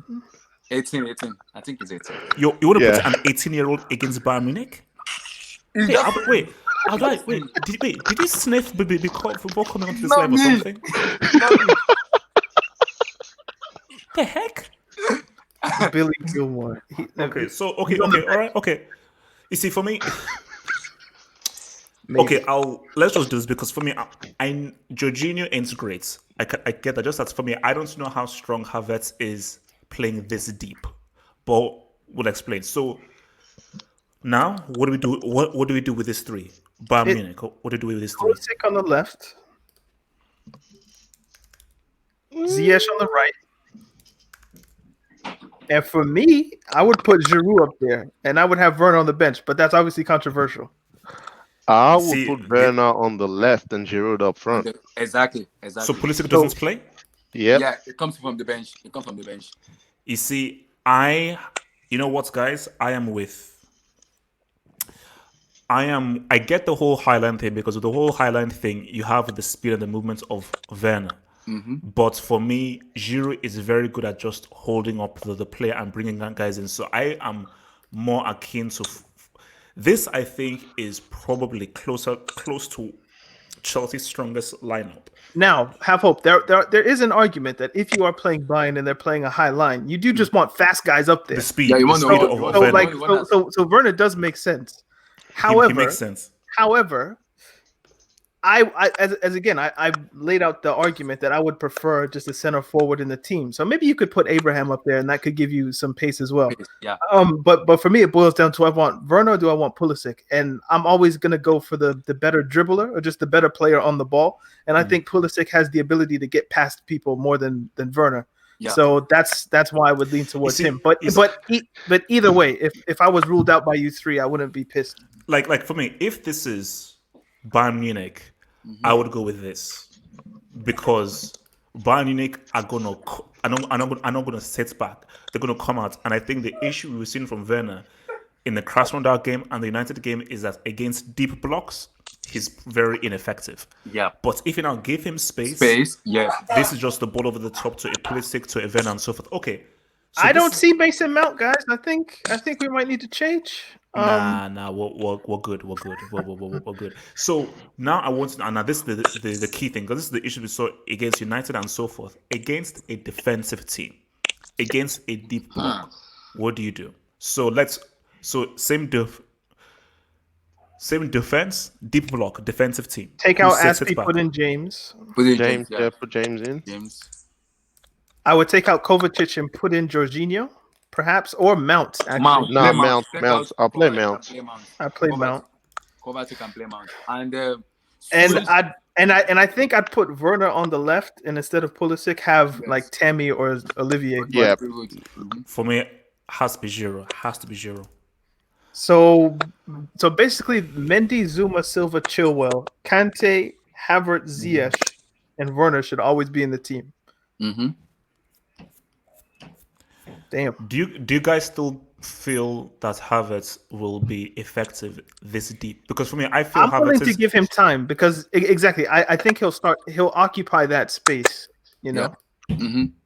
Yeah, which is why instead of Mount, I'm tempted to maybe play Jorginho or Kovacic, but it is what it is. So why Jorginho, Kovacic over Mount then? What's your reasoning? Well, if Havertz is occupying the number 10 area, Mount will want that same space, and I would think Kovacic, at least in my mind, would be more capable of helping Kante in the defensive aspects rather than Mount. But Mount is there because he can run, so it is what it is.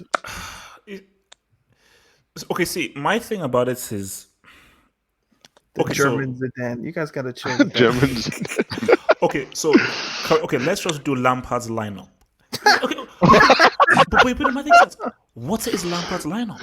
Reece James, a goalkeeper. Bro, have hope. Reece James is like, it's not a hyphenated last name. His last name is just James, bro. Oh, like Reece is his first name. Oh, sorry, I thought that was like Reece. Something Reece James. Okay, yes. No, his first name is Reece. Like okay, yeah. Peanut butter and chocolate. Okay, so do you know how funny that is? I ask you guys, what is Lampard's lineup? What is Lampard's line? I have no idea. How can I guess the lineup of somebody who doesn't know it himself? Exactly. He doesn't have an 11. Okay, so I wanted to revert back to the United game. So let me do the lineup for the United game. So my Lord in heaven. So 3-4-3 as well. Yeah, it was a 3-4-3. So let me just show this in there. So this was Aspie, Silva, Zuma. Aspie, Silva, Zuma. Then you had Chilwell. We need to start calling it 5-2-3, by the way. Chilwell, James. 3-4-3 gives it a bit too much attacking credit. Yeah. Kante, Jorginho. That 3-4-3 work with Marcos Alonso because that it just go forward, it doesn't come back. You know what? I had the same thought. If you're gonna play with wing backs, you need that Alonso. I'm not pissed to see Alonso in the team. Yes. That's where he works. That's where he works. But obviously he based on recent events, I think he has played. He doesn't defend. Just run. Give him, but let him do the run. Just keep running. Keep running. Like if the decision is Chilwell or Emerson, I'm fine with Chilwell. But if Alonso's available, I'm not mad at him as a wing back. But guys, tell me the biggest mistake in terms of personnel of this lineup that you see here. Which is the biggest mistake? Let me see. I'll say one, Kante and Jorginho in the middle. It doesn't work. It doesn't work. Doesn't work for me. And also Havertz on the right side of Yeah, it doesn't work. wing. That doesn't work as well. No, see, my biggest thing is The striker because position. this is a defensive setup. You see, this is a very Italian setup. And in a setup like this, you need a big man because you're not going to play with speed. You're not going to really try and play any kind of intricate things with loads of players attacking. So most likely that ball is going to go long.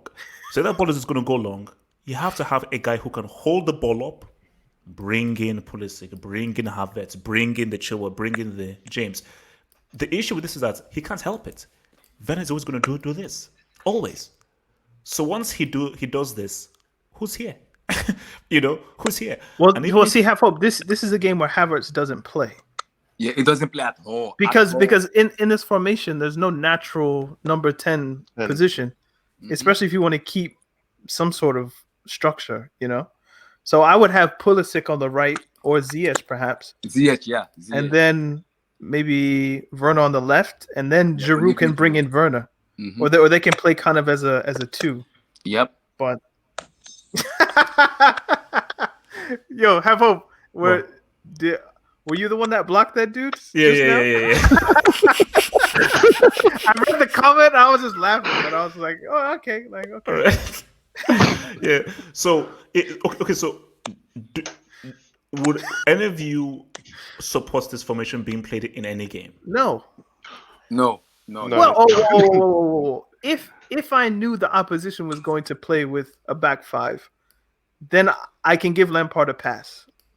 Which is why I give him a pass against United, because I think he assumed that they were going to play with the back five like they did last season, and he just wanted to match systems, because we've seen when Chelsea don't match systems, there's trouble.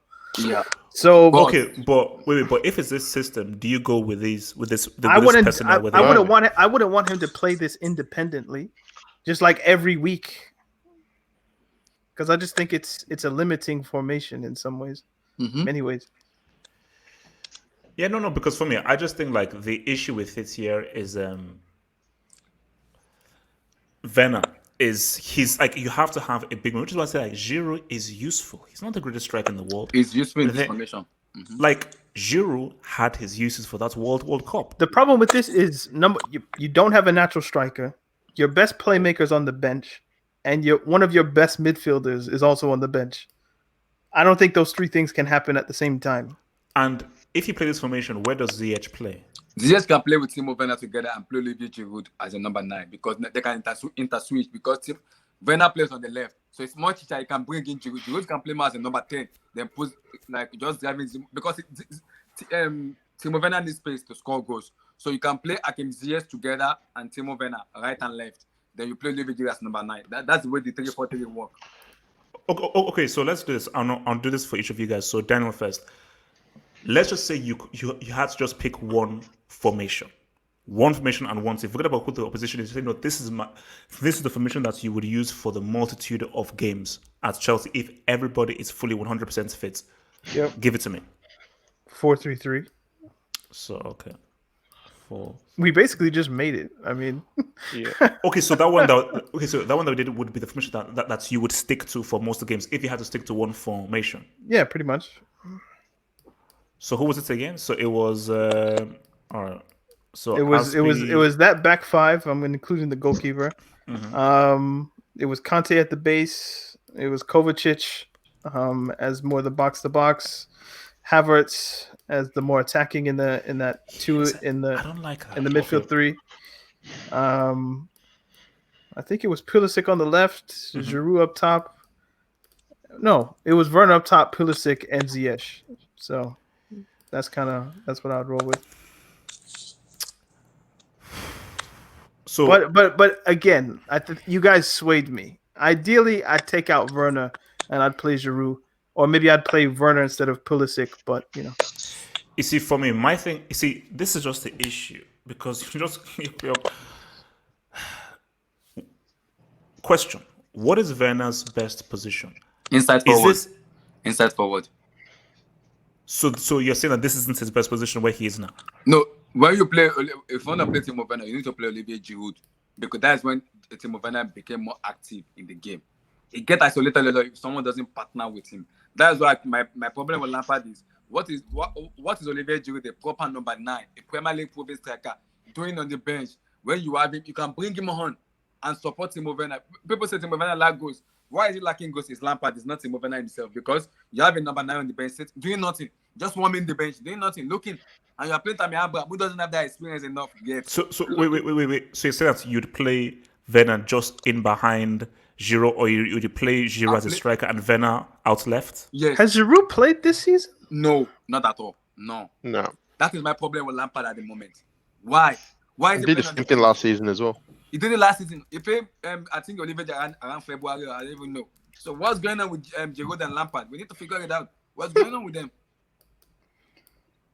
You know, I wouldn't even be pissed if it was Tammy Abraham there, Halfo. I just want a tall striker, It's man. right. Tammy For me, doesn't hold on to the ball. He doesn't hold on ball very well. You see, I'm like, my thing is that it's similar to what Daniel said. I'm old school. Unless you are 2009-10 Barcelona or your 2012 Spain, you have no right to not play striker. Yep. You only don't play striker if you have extremely high IQ, highly skilled passers of the ball who are super intelligent. That's not what Chelsea have. So if you don't have that, give me a striker. Timo Werner isn't a striker in the classic sense of the word. He's a great goal scorer. He's not a striker in the classic sense of the word of like, bro, we need somebody with a presence there. If the ball goes to the top, hold that ball up, hold on to it. Basically, what Drogba did. Drogba was a guy where he could just occupy that position. Bro, give him that ball. I'll hold guys. Oh, yeah, boom, come. There you go, lay off. That is such an important role to have because nothing sticks. Nothing sticks if it gets to Werner, and it's no fault of his own. That's not the kind of player that he is. There are certain players who are skilled and adept at playing with their back to a goal. That is a specific skill you need to be adept at. Werner plays straight. He plays looking. Because that goes, man, I always realize big play. They play mostly 3-4-3. So he play Timo Werner and you say forcing together. He play them together. So forcing, hold on to the ball, he give it to Timo Werner because it needs space to score goals. That's why I say and inside a proper number 9 is in there because when you have a striker who can hold on to the ball, then Werner can make the run. He can run. Because there are some matches this season I've seen Werner and Kai Havertz make the run. Then you see Reece James and Aspilicueta passing back. I said, why are you passing back? Someone make the run. Give them the ball because they already make the runs. They pass back. I was like, what's going on? Okay, so Eddie, thoughts on this? Like, who should be striker? Who shouldn't be striker? What do you think is the most effective setup? Because we already know that the defense speaks itself. In the attacking sense, what do you think the setup should be? I was just going to comment on the 3-4-3 we had before. I wouldn't be opposed to playing this front three in that 3-4-3. Reason is we can always have Ziyech come in as a number 10 and make it a 5-3-2. And also be able to split. So having that versatility would help in the 3-4-3. But so tell me what you want so I can bring us. So is this who's in the 3? Kante Kovacic, just leave the 3 as it is right now. Kante Kovacic. Havertz doesn't play. And have Reece James at right back. So if we're gonna like we did at United, I'm happy with this. Because we can easily move Ziyech in and have Werner running off Giroud. You know what? Makes sense. This is not bad. This makes sense, especially when you have what you know that he can do. Yeah, Werner playing off of him. Somebody get Eddie to manage their team, bro. You out there making managers, dog. Somebody get him out there. I like it. It makes sense. It says, look, Frank, man. All right, so, can you? You see, because my thing about it is he would have his initials with like E, whatever his last name is. I'm sorry. I mean, I sound like a broken record, but I'll keep. I'll probably keep on saying this for a whole time. I am a fan of strike partnerships. No, it goes back to what Danny T said. Did Chelsea need Kai Havertz? Because look at what happens. Because for me, I always say, no, he has to play. Havertz has to play. Okay, what if he doesn't have to play? You now remove Havertz out of this, and you're like, wait a minute. this actually works. Yeah. This actually works. But once you now put Havertz in there, you're like, can he play in that midfield role? Can he do that CM role? He really is a number 10. Can he play out wide? Because he's not really press resistant. You're like, but if he doesn't have to play, and you look at this, you see, my thing about it is that, so, you see, this is the issue. How can we ignore what Pulisic did after the restart and how well he played out left? It's what I told you. There's competition for places. Like there's gonna be a player that you like on the bench. That's just a consequence of playing for Chelsea Football Club. There's gonna be good players on the bench. That's not a bad thing. Mm-hmm. So if Pulisic is on the bench, considering his injury problems that he's had for the better part of his career, then so be it. Like if you play 30 minutes and you start FA Cup games or whatever it is, and you can work yourself into the team, there's always going to be injuries. There's always going to be dips in form. If the manager can read the tea leaves, as it were, Pulisic will get his games. So kind of being stuck on who starts, you have to have this somebody you like's going to be on the bench, people. That's just how it is. There's only 11. It's not like you can play 14 people. But see, the thing with this for formation, Eddie, is that if it was Conte managing, this is a killer formation. Yeah. Because the thing about Italian managers is that this is their bread and butter because they know how to do more with less. So they know how to, with 2-3 guys, how can we create a chance with just 2-3 players and be very economical with the ball? I don't know I know that Lampard, due to his inexperience, hasn't yet reached that area of knowing how to be economical with the ball, which is why it's every man, woman, and child attacking. Let's just pump balls in and just because you're new, I don't know what your personality is. Sarri, you knew what this team was. Whether you like it or not, this is how this team is. Conte, this is how the team is. They all had a personality and that comes from experience, where you have so many years in the game, you form and you create your own thesis and perfect and refine your theory as to how you want a group of 10 outfield players to play and function. Like if indeed this was Lampard's thesis, right? One of his first moves isn't taking out the best ball-playing center back in Europe.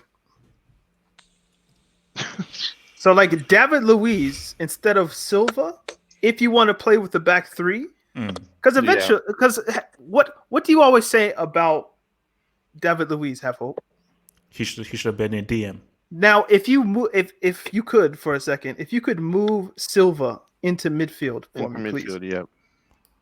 What do we have? What do we have? It's virtually 4-3-3 again. Yeah, exactly. But that would be kind of David Luiz playing as a DM, but also with the understanding that I am a center back as well. And he would be the one that would be kind of moving things around. So I know this isn't what David Luiz. I know this isn't what Frank Lampard wanted. Otherwise, he would have kept David Luiz in the team.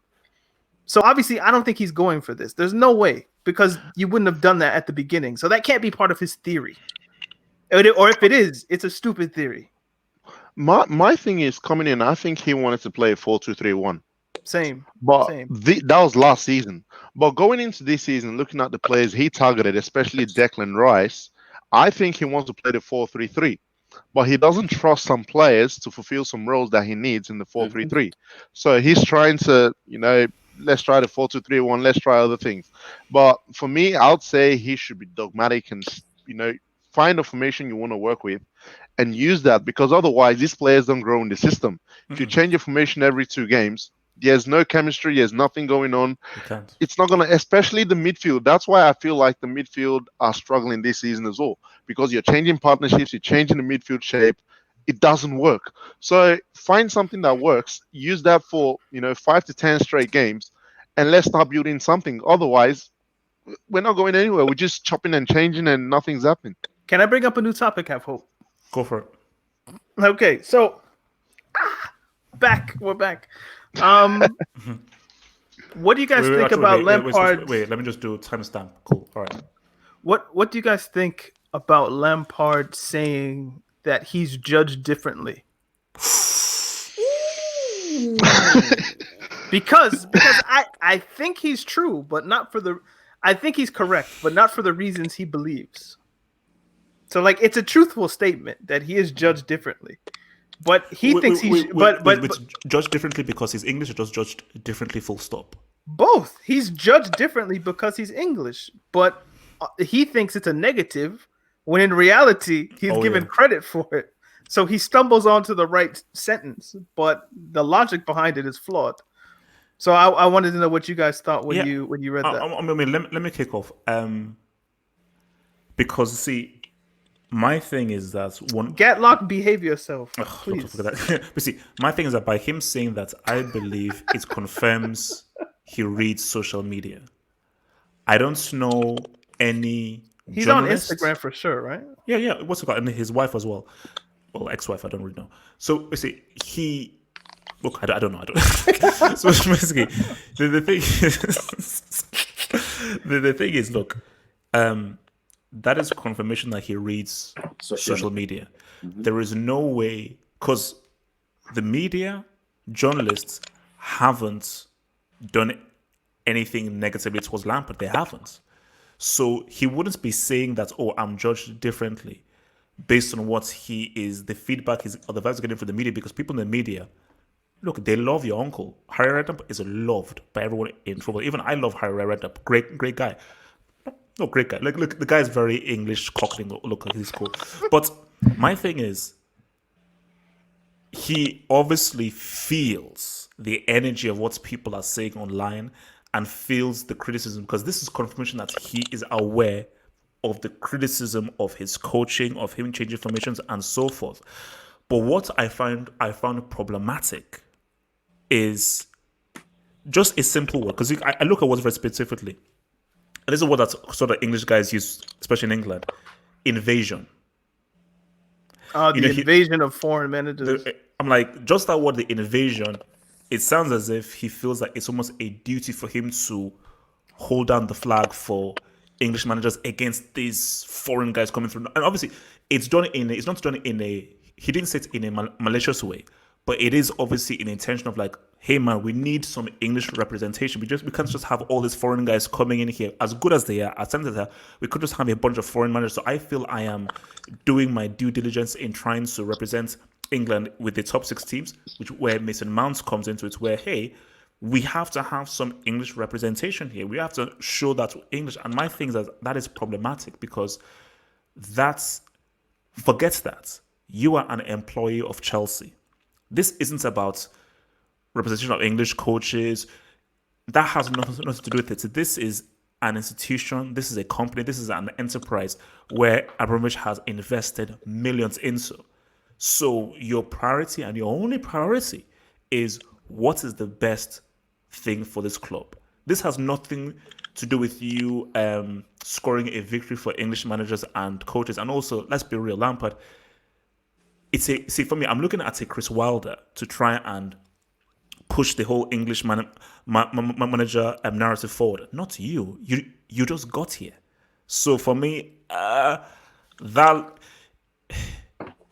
it was just so weird that he would think that he's been treated differently. But Abdullahi, bro, are you tired, man? Are you feeling it? No.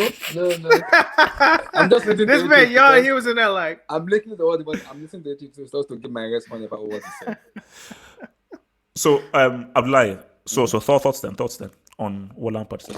I listened to what Lampard said, and I was like, so you've been criticized and been judged because you are an English manager. And I look at, okay, what of all those managers that has been hired by Chelsea, Avra Grant, Andres Villas-Boas, Roberto Di Matteo, Carlo Ancelotti, Jose Mourinho, all those managers have been criticized a lot. All of them are foreign managers. None of them are English managers. They've been criticized a lot. So you have been criticized because I'm English manager. For me, I find some logical truth in it, but I also call it as a BS. Because if you're a proven manager, you have to show it. You cannot spend this kind of an amount of money, and you cannot you kind of abstain yourself from being criticized. That is not. Pep Guardiola get criticized a lot. Klopp get criticized a lot. Every manager does that. They get a lot of criticism. But you have to prove yourself that even if they criticize you, they're still gonna praise you based on your criticism. Definitely, you're doing a very good job, and people say, "Oh, we criticize him a little bit, but we're gonna give him a praise when he does the right thing." But at the moment, he's not doing the right thing; he's doing the wrong thing. That's why he's being criticized. Not just because he's English manager, but he's being criticized because he's doing the wrong job. I say it every time. Lampard got the job based on merit. He didn't get the job based on hard work. I'll say it again. I am a Chelsea fan. He's a club legend. He hasn't proven anything to me to guarantee that Chelsea job. He has not. Roman gave him that job just because you're the man. Let's see how this thing go because of the transfer ban we have. That's it. He hasn't proven anything that shows us that yes, he is a top manager that can take us forward. I keep saying it. People abuse me that I bring on Masalek. Masalek will come to this. That's the proper. Wait, very quickly. Abdullahi, is your avatar still Max Allegri on He's Twitter? still there. I'm not changing it. Masalek is it. Yeah. He's there. said I'm not changing it. Is there. Because Lampard hasn't proven anything to me. That's a proven manager who has won trophies. He has won trophies. AC Milan, Juventus, he has won it. 2 Champions League in a back-to-back. Though he was unlucky, but that's an experienced man who knows what he's doing. Lampard doesn't have an experience. Chop and change every time. Chop and change every time. Okay. So, what's Eddie, thoughts on Lampard's comments? I don't want to hear it. Simple. My question to Lampard is, what is something you've done wrong or what is something you've done right that's been criticized by the media? Exactly. Nothing. I mean, you got praise for playing the young people last season. You got praise for getting 4th last season, even though we finished 4th the year before. What more do you want? I mean, most times we've criticized Lampard this season has been because you've used the wrong lineups, you've used the wrong formation. We've criticized you for changing, centre-back partnerships so many times last year. We've criticized you for doing something that we expect you to do as a top manager. This is the big leagues here, man. If you're not made for it, then you might as well get out. So I don't want to hear the whole I'm criticized differently because I'm English. You're at a big club. That's what comes with it. Get with the program. Did you see what happened with Mauricio Sarri? Yeah. I mean, he didn't play anything. That guy did not do anything. He got slandered for not playing Callum Hudson-Odoi. Exactly. Lampard hasn't been given the same treatment. No. And Eddie, for me. Eddie, what is meaning the word? The fans, Chelsea fans, were saying Sarri ball, were insulting him and abusing him in home games. The whole Sarri ball didn't work for like a couple of games, and he got slandered for it. Exactly. Lampard ball hasn't worked for a year and a half, and he hasn't heard anything. So, what is it? What's he trying to say? Lampard ball. Lampard ball. I don't even know. We don't even know what Lampard ball is.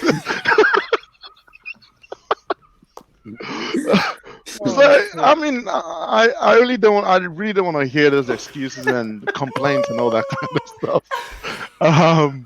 I mean, another example, Andre Villas-Boas. How much time did he get at Chelsea? You stole my point, bro. You stole my point, man. Go for it. Nah, speak on it, bro. We don't want to hear it. We don't want to hear it, man. Do your job, Lampard. Villas-Boas now, and I was very critical of Villas-Boas at the time. So it is what it is. But I had this written down. He was an understudy of Jose Mourinho for a time, and he was fresh off a treble with Porto.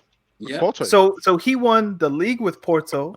He won the league, the Portuguese League Cup, and he won the Europa League. So it's a baby treble. Real trebles include Champions Leagues, but it was a treble nonetheless. And he came to Chelsea and he tried to revolutionize the team a bit too quick, in my opinion. And I find it very, very, very, very hypocritical, especially from someone like Lampard, because there was the idea or the thought that it was the old guard, Cole, Essien, Lampard, Drogba, Terry, who decided amongst themselves that this Villas-Boas thing isn't flying because he was coming into the team trying to put them on the bench and he was trying to kind of put new life. You would see Lukaku get games, Daniel Sturridge was getting games, etc. Or Romeu was in the team at times. Lampard would be on the bench. If you remember the first game against Napoli, where they lost 3-1, I think Cole was on the bench, Essien was on the bench. There was a bunch of people on the bench that we thought shouldn't have been on the bench because we were in love with the old guard that was there.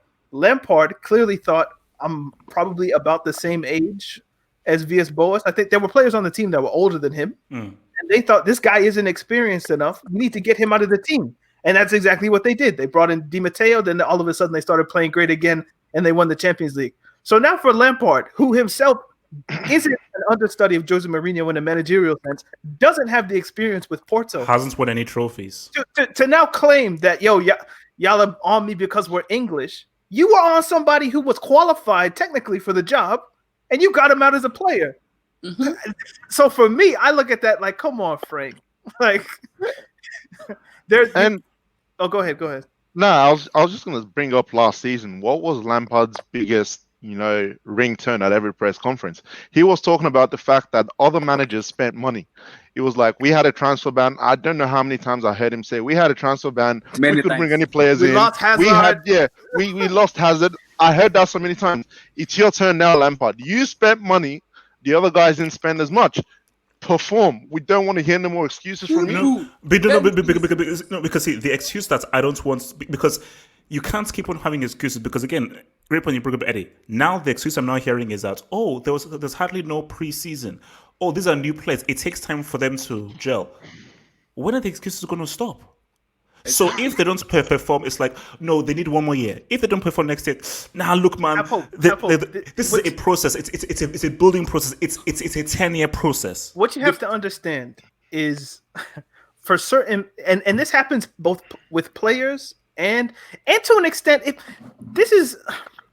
how do I say this? Just say it.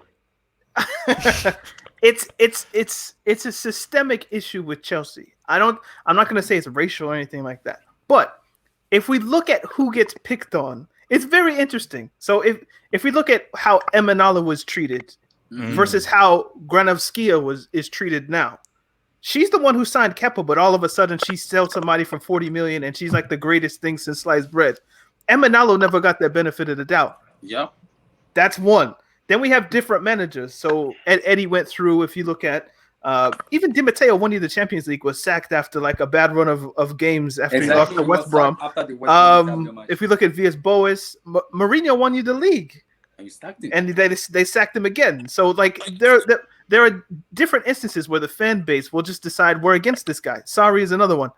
But Lampard seems that he can do no wrong. So he's kind of in that Granovskia lane where even though he can make mistakes, he can go through. Mm-hmm. There were still people defending Kepa up until this day. Like, he should have still gotten time. It's like, no, this guy's been asked for like 2 years. So get him out of the team. But there's still people who are willing to give him the benefit of the doubt. So I find it interesting when we look all through. There are some people who are just Teflon and they just don't, like, nothing happens to them. And I think Lampard is one of those people. So when you say there's always going to be excuses, it's because people want to make excuses. There are some people who you don't want to make excuses for. Emanalo, nobody was prepared to make excuses for him. Yep. People are prepared to make excuses for Granovskia because they have whatever's in their head, right? Mm-hmm. And Lampard will just get the benefit of yes, I said it. Yes, I said it. Pretty privileged, put it that way. And she has tits, so there you go. I don't know, but I'm just saying, like, it is what it is. But yeah, that's where I'm at with it, man. Like, there will always be excuses for Lampard because people want to make excuses. No, but I think basically, you know what it is? I always say, like, people want that perfect story. It's like, you watch a film and you like that Hollywood ending. The perfect story is legend as a player, comes in as a manager and becomes a legend as a manager, and people need that story to come true. They need him to be like, man, if he succeeded as a manager, we talked about it in the episode last week, more so the Zidane thing. Because Pep is what it is, but really Zidane was the guy that was a legend as a player and now gave you 3 Champions Leagues as a manager. But what I always say to people is that fairy tale story doesn't always happen. Yeah. And also, and people find it very, very difficult to understand this. Playing and management are 2 totally different things. People keep thinking that, great player, he must have ideas. No, you can be a good coach. Like, which is what Ledley King is doing for Tottenham right now. Ledley King would make a great coach because he was a very good defender and he can teach the backline some things. A manager is a totally different discipline from playing. Because whenever you want to look at Fergie, whenever you look at Mourinho or Rafa Benitez, they didn't have great playing careers. They're not that great super players. Even Ancelotti, he was a decent player. He wasn't one of the best players in that AC Milan team. So people need to, and I think people are like, hey, It's Lampard who gave Chelsea so much. He deserves all of these excuses because of what? No. You are now a manager. You are now an employee. We are now judging you solely as a manager. I can't give you free passes because of what you did as a player. No, this is different. Your playing career was amazing. It's ended. It's finished. Now this is a fresh start. So if you do well, well done. You done well. If you F up or mess up, you mess up. So because the funny thing is that the same people who get at me for criticizing Lampard, I know for a fact you were the first to crap on Sarri. Look, this guy can hardly speak English. Who's this Italian guy coming in? This foreigner coming in doing all this kind of stuff. You would have been the first people to criticize Sarri, and you were the guys to say, "Oh, support your club. You should always get behind your club and everything." Interesting. AJ, do you know something?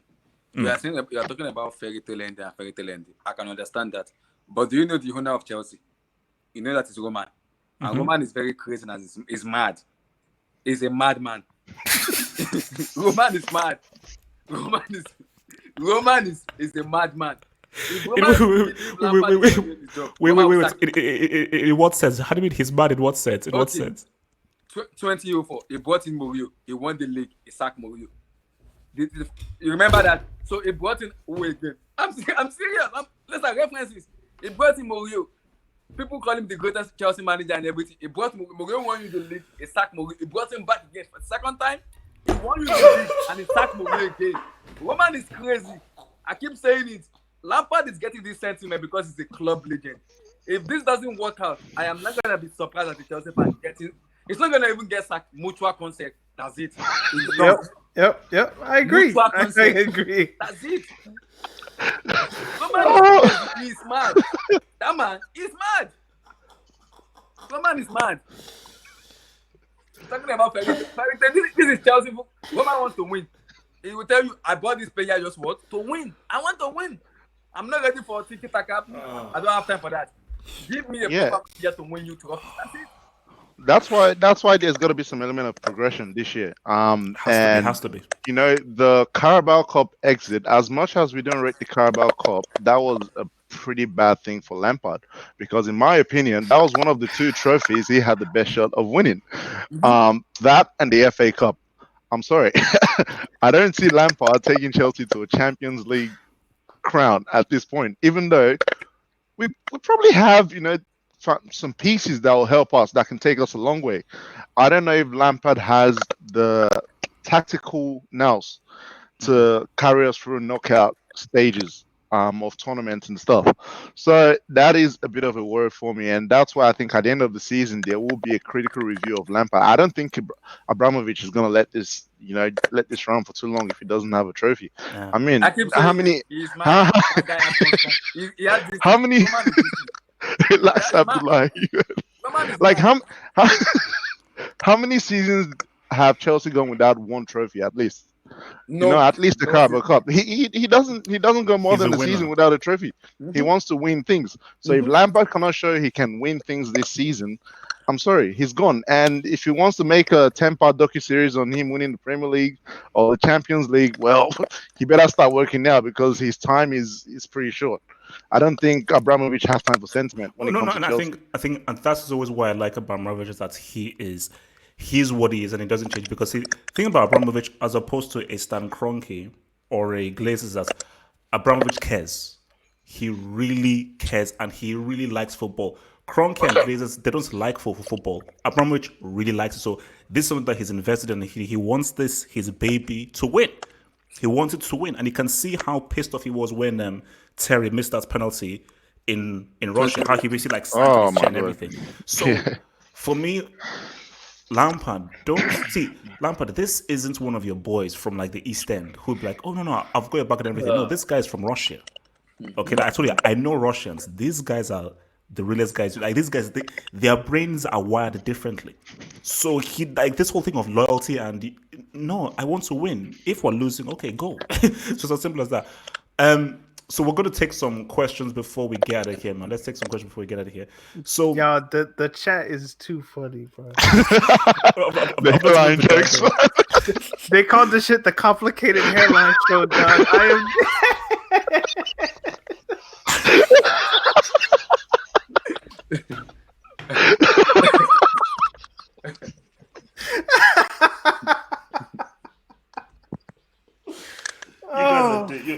You guys are bastards, man. I'm fucking headlines, bro. I'm fucking dead, bro. It's true though. It's true. I think Eddie's But winning. I'm bold. No, I'm bold though. I'm bored also. No. But if I had hair, yeah, like Eddie would easily win the hairline thing. I mean, I'd like it. I think yours. It's yours time to might- come home, dog. It's time to come home. I know. Okay, so Coach Resta, thank you, bro. Says that I want Chelsea's Champions League channels from all 4 panel men. Quarters max, I'd say. Like, I could kind of see you getting through the round of 16 if you get a favorable team, but once you get into the last 8, there's no way they're getting through. So, quarters max, not semis. Have hope, have some shame. But realistically, round of 16. But if you want me to do max, then You see, my thing is that it depends whether Chelsea win the group. If Sevilla win the group and Chelsea get like a big dog in the next round, It's over. I mean, you know, I Imagine just getting don't that know. money again for the second season in a row. It's not gonna be funny. We're going 21-0. It's not gonna be funny. Bayern. So what are you guys saying then? Champions League. So are you saying quarters max, last 16 max? I think if we finish first in the group stage, in the table, max for me, that is what I call progression. For this, the kind of player we have now, max is semis. Minimum is quarterfinal. No excuse. With the caliber of player we have now, max is semis, minimum is quarterfinal. That is hell progression. no. So everybody have different opinion, but for me, with the kind of player we have now, max is semis, minimum quarterfinal. But the comma is Frank Lampard. That is my comma.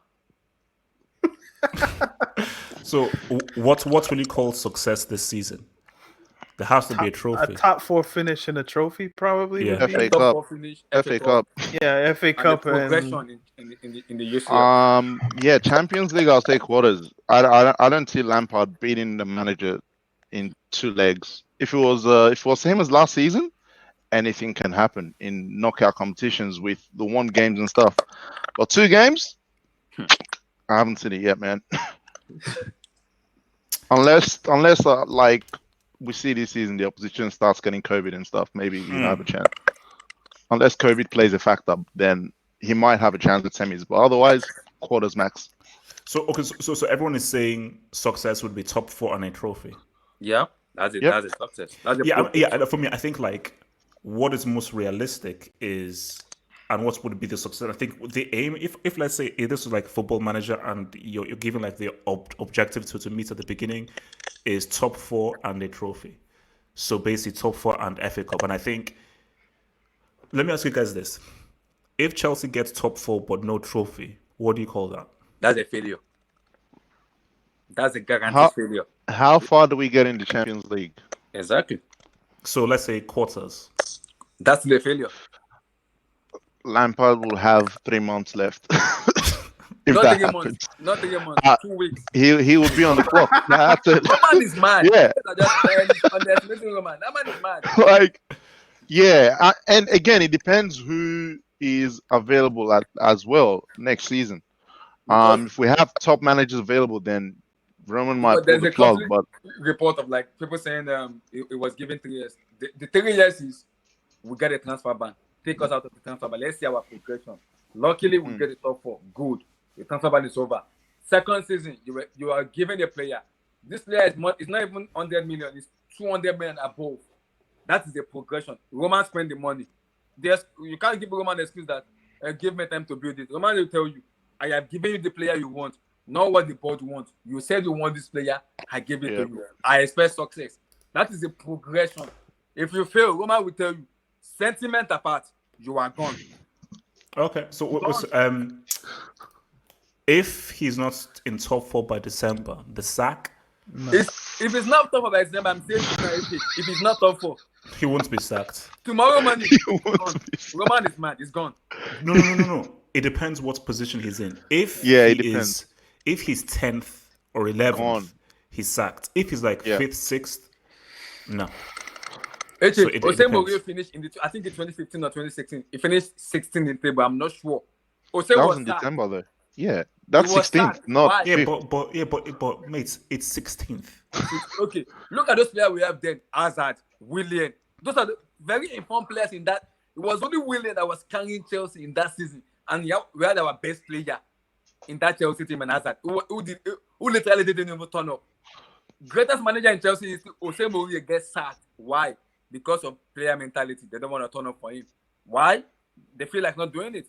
Same thing is going to happen to Lampard.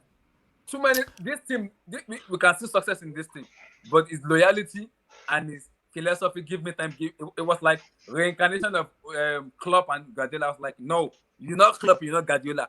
These people were given time because of what they've won. What have you won? Absolutely nothing. So what are you gonna tell Roman? Give me time. How long will Roman be patient enough for you? We know Roman very well. Okay, so The reason I'll Sorry, go just for it. say the reason I don't think he'll get sacked is because I think we would have progressed from the group stages as winners most likely, and that will be a factor because the group stages end in sometime in December, and that's top 4 by December. And given the way the league is going, I think we'll still be around the top 10. If he is below the top 10, then there should really be questions asked with the players that we have. So yeah, I don't think he'll be sacked by then. Last two questions. How long are each of you giving Lamps? For me, I think if he doesn't succeed this season, chop and change. Like, this is a season where you've got to make it happen. Like, this isn't a 5-year Arsene Wenger process kind of thing. This is Chelsea are a win now club. Chelsea aren't Arsenal, who were like, 10 years, take your time. No. Chelsea like, no, it's about a trophy now, win now. So if he doesn't produce this season, he gets sacked. So that's my time scale. Without the transfer ban, do you think Lampard will be the manager of Chelsea? For me, hell no. No way. No. Of course not. Yeah. I'm thinking like World Cup. What? I'm thinking like the World Cup will know. So this is 2021, this season now. Mm-hmm. Then next season is 21-22, right? Yeah, that's World Cup. Mm-hmm. So the World Cup is in 2 seasons time. 2022, December, yeah. With the Nations Cup together. So I would say like next season, the middle of next season. If it's not going well, then probably he'll be gone. I can't see a scenario that he leaves at the end of this season. I just can't see it. Because his name is Frank Lampard. I think that buys him way more time than we've ever seen from anybody else. Abdullah, man. It could be positive, man. No, but like Abdullah, he has a point that it's hard to know exactly what Roman Abramovich will do because he's very unpredictable. But at the same time, I think the name Frank Lampard buys you more time. And I think that buys you, even if this season is a top 4 with no trophies, I still think he'll get into the next season. And then if results start going bad, then we could see just off with his head in that kind of sense. But then also I think who brought up who's available. I think that might be a good point as well. That's what I was gonna say. Because if you know Poch is going somewhere and you think he could get you further along the line, you take him. If you think Allegri could do it, you take him. Who knows? If a Ten Hag comes through from Ajax, maybe you take him. So there are people who could come through, but I don't know. It's just hard for me to see them just sacking or getting rid of Lampard at the end of the season. Even though I would probably be in support of it, I don't know if they do it. Again, well, what we forget, wait, Eddie, because we wanted to speak Eddie. Yeah, like I mentioned before, it's all about it's a year-to-year contract for me. At the end of the year, let's appraise what you've done. Where were we at the end of last season? Where are we this season? If we finish 4th again with maybe 2 more points, that's not progression. I want to see something better. If we finish in the FA Cup semi-finals, Lampard, why? We need to see some element of progression in this team. And I'm sorry, I'm not even going to talk about the Champions League because we all know nothing's going to happen there. So let's not raise our hopes up. anything over the round of 16 is a bonus for me. Wait a minute. No, World Cup will be 22-23 season. So yeah, Yeah. I went a season too far. I went a season too far. Yeah, That's why I was saying if you were Yeah, going to give I- Lampard 2-3 years, I was like, wait, what? But yeah, at the end of next season, let's assess where Lampard's gone. Where is this team going? And we will make decisions of that. That's why I mentioned before, Lamp probably has 3 months after the end of this season, because if it's a thing where, okay, we see some progression, but not enough, maybe let's give it some time and see how the season starts and what you can do. But if it's a thing where we haven't made any progression or we're going backwards, pull the plug. And again, depends who's available. If we have, I don't know if people would want a Nagelsmann, No, but Ten actually, Hag. actually, no. That was actually. I think this is our final question. So, if Lampard was to me be say sacked, before we who's go good? on. Perfect. You guys are talking about progression, and I'm looking at it and I'm laughing. Why I'm laughing is this team I'm seeing right now. We have no pattern. We have no structure. We have nothing. Chelsea, that's I've been supporting that I know. Something is called identity, the fear factor. We don't have it. So Roman is not mad enough and say, okay, I plug in this money, and now I'm not seeing no progression. I see no pattern. I see no structure. So where are we heading to? For a progression to happen, for us to like, okay, we found, okay, we're gonna give you time. If you want 5 years, we'll give you.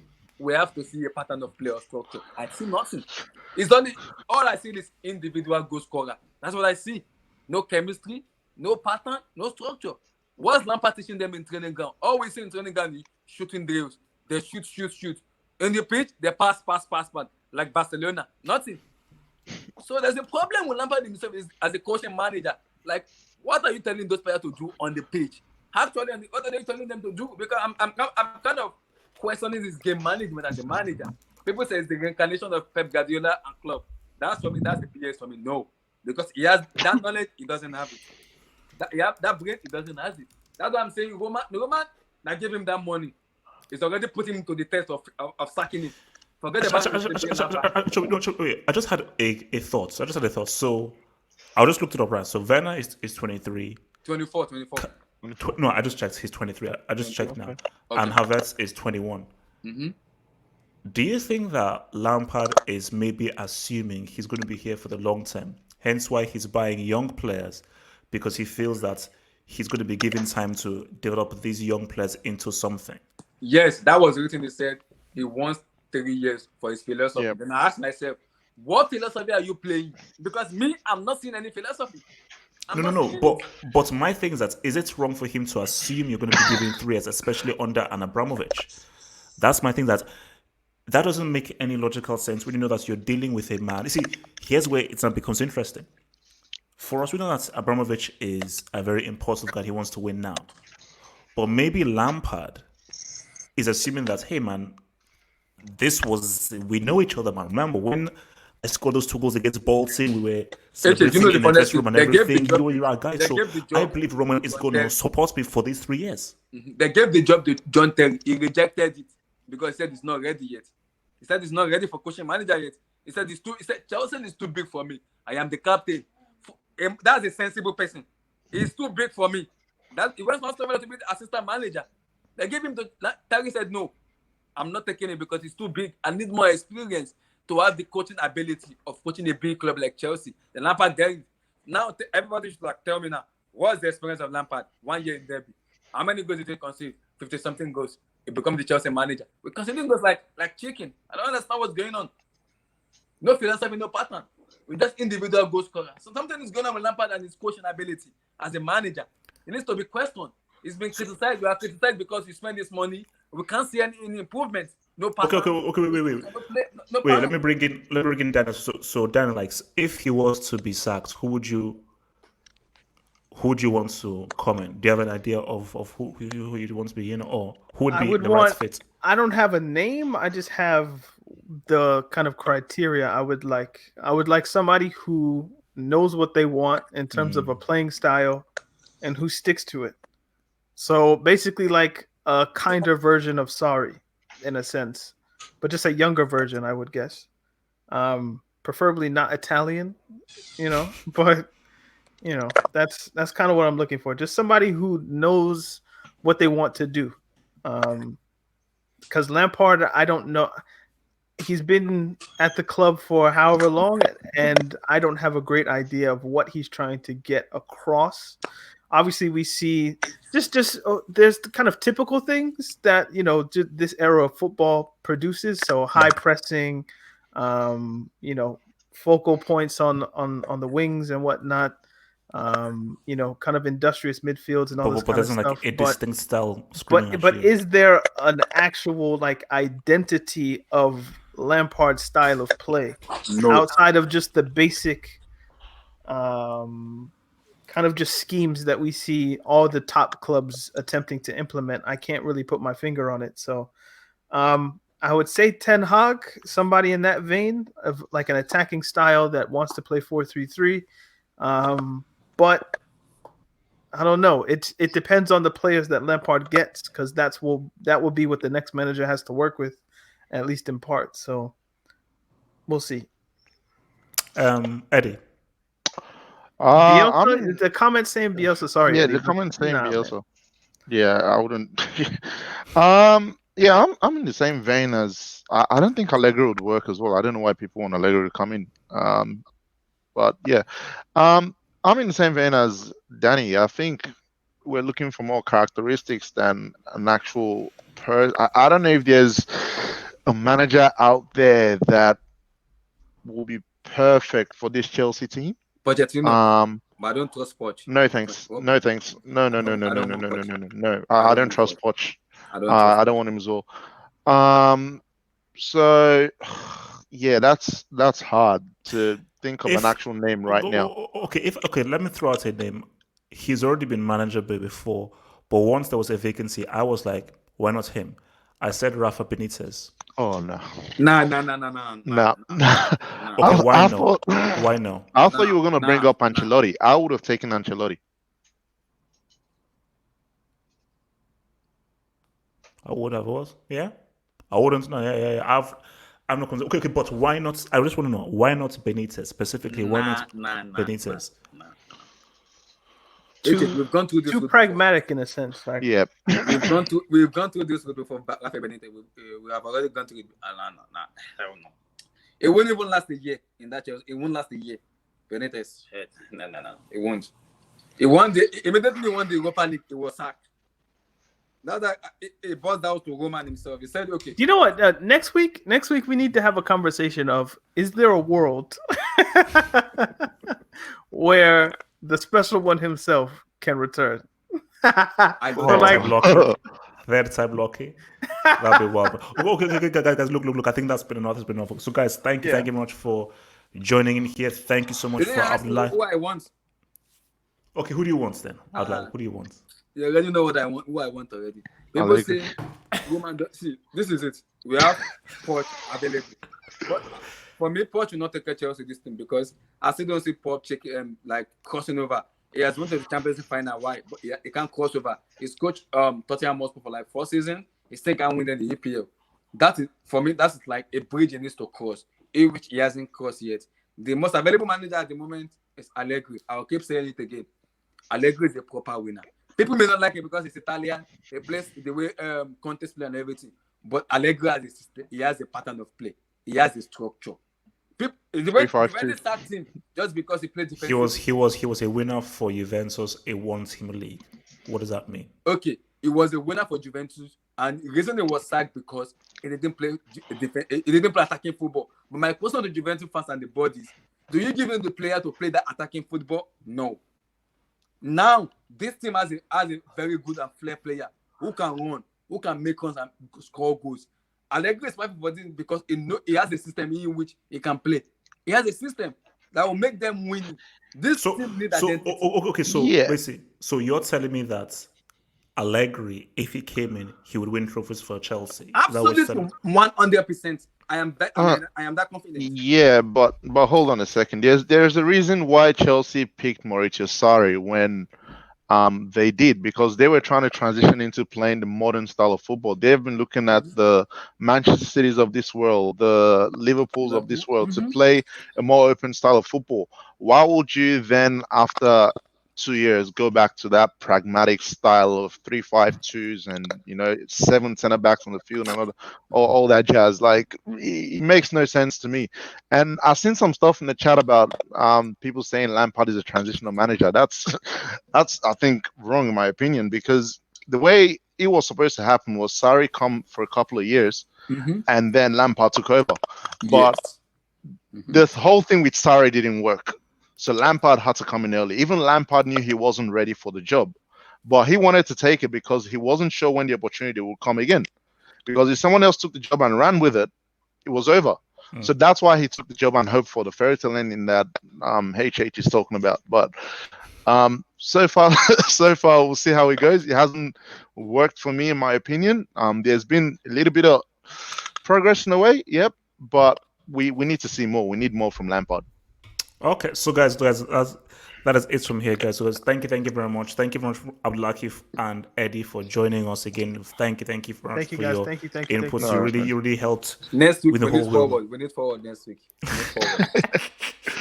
Make this whole fight.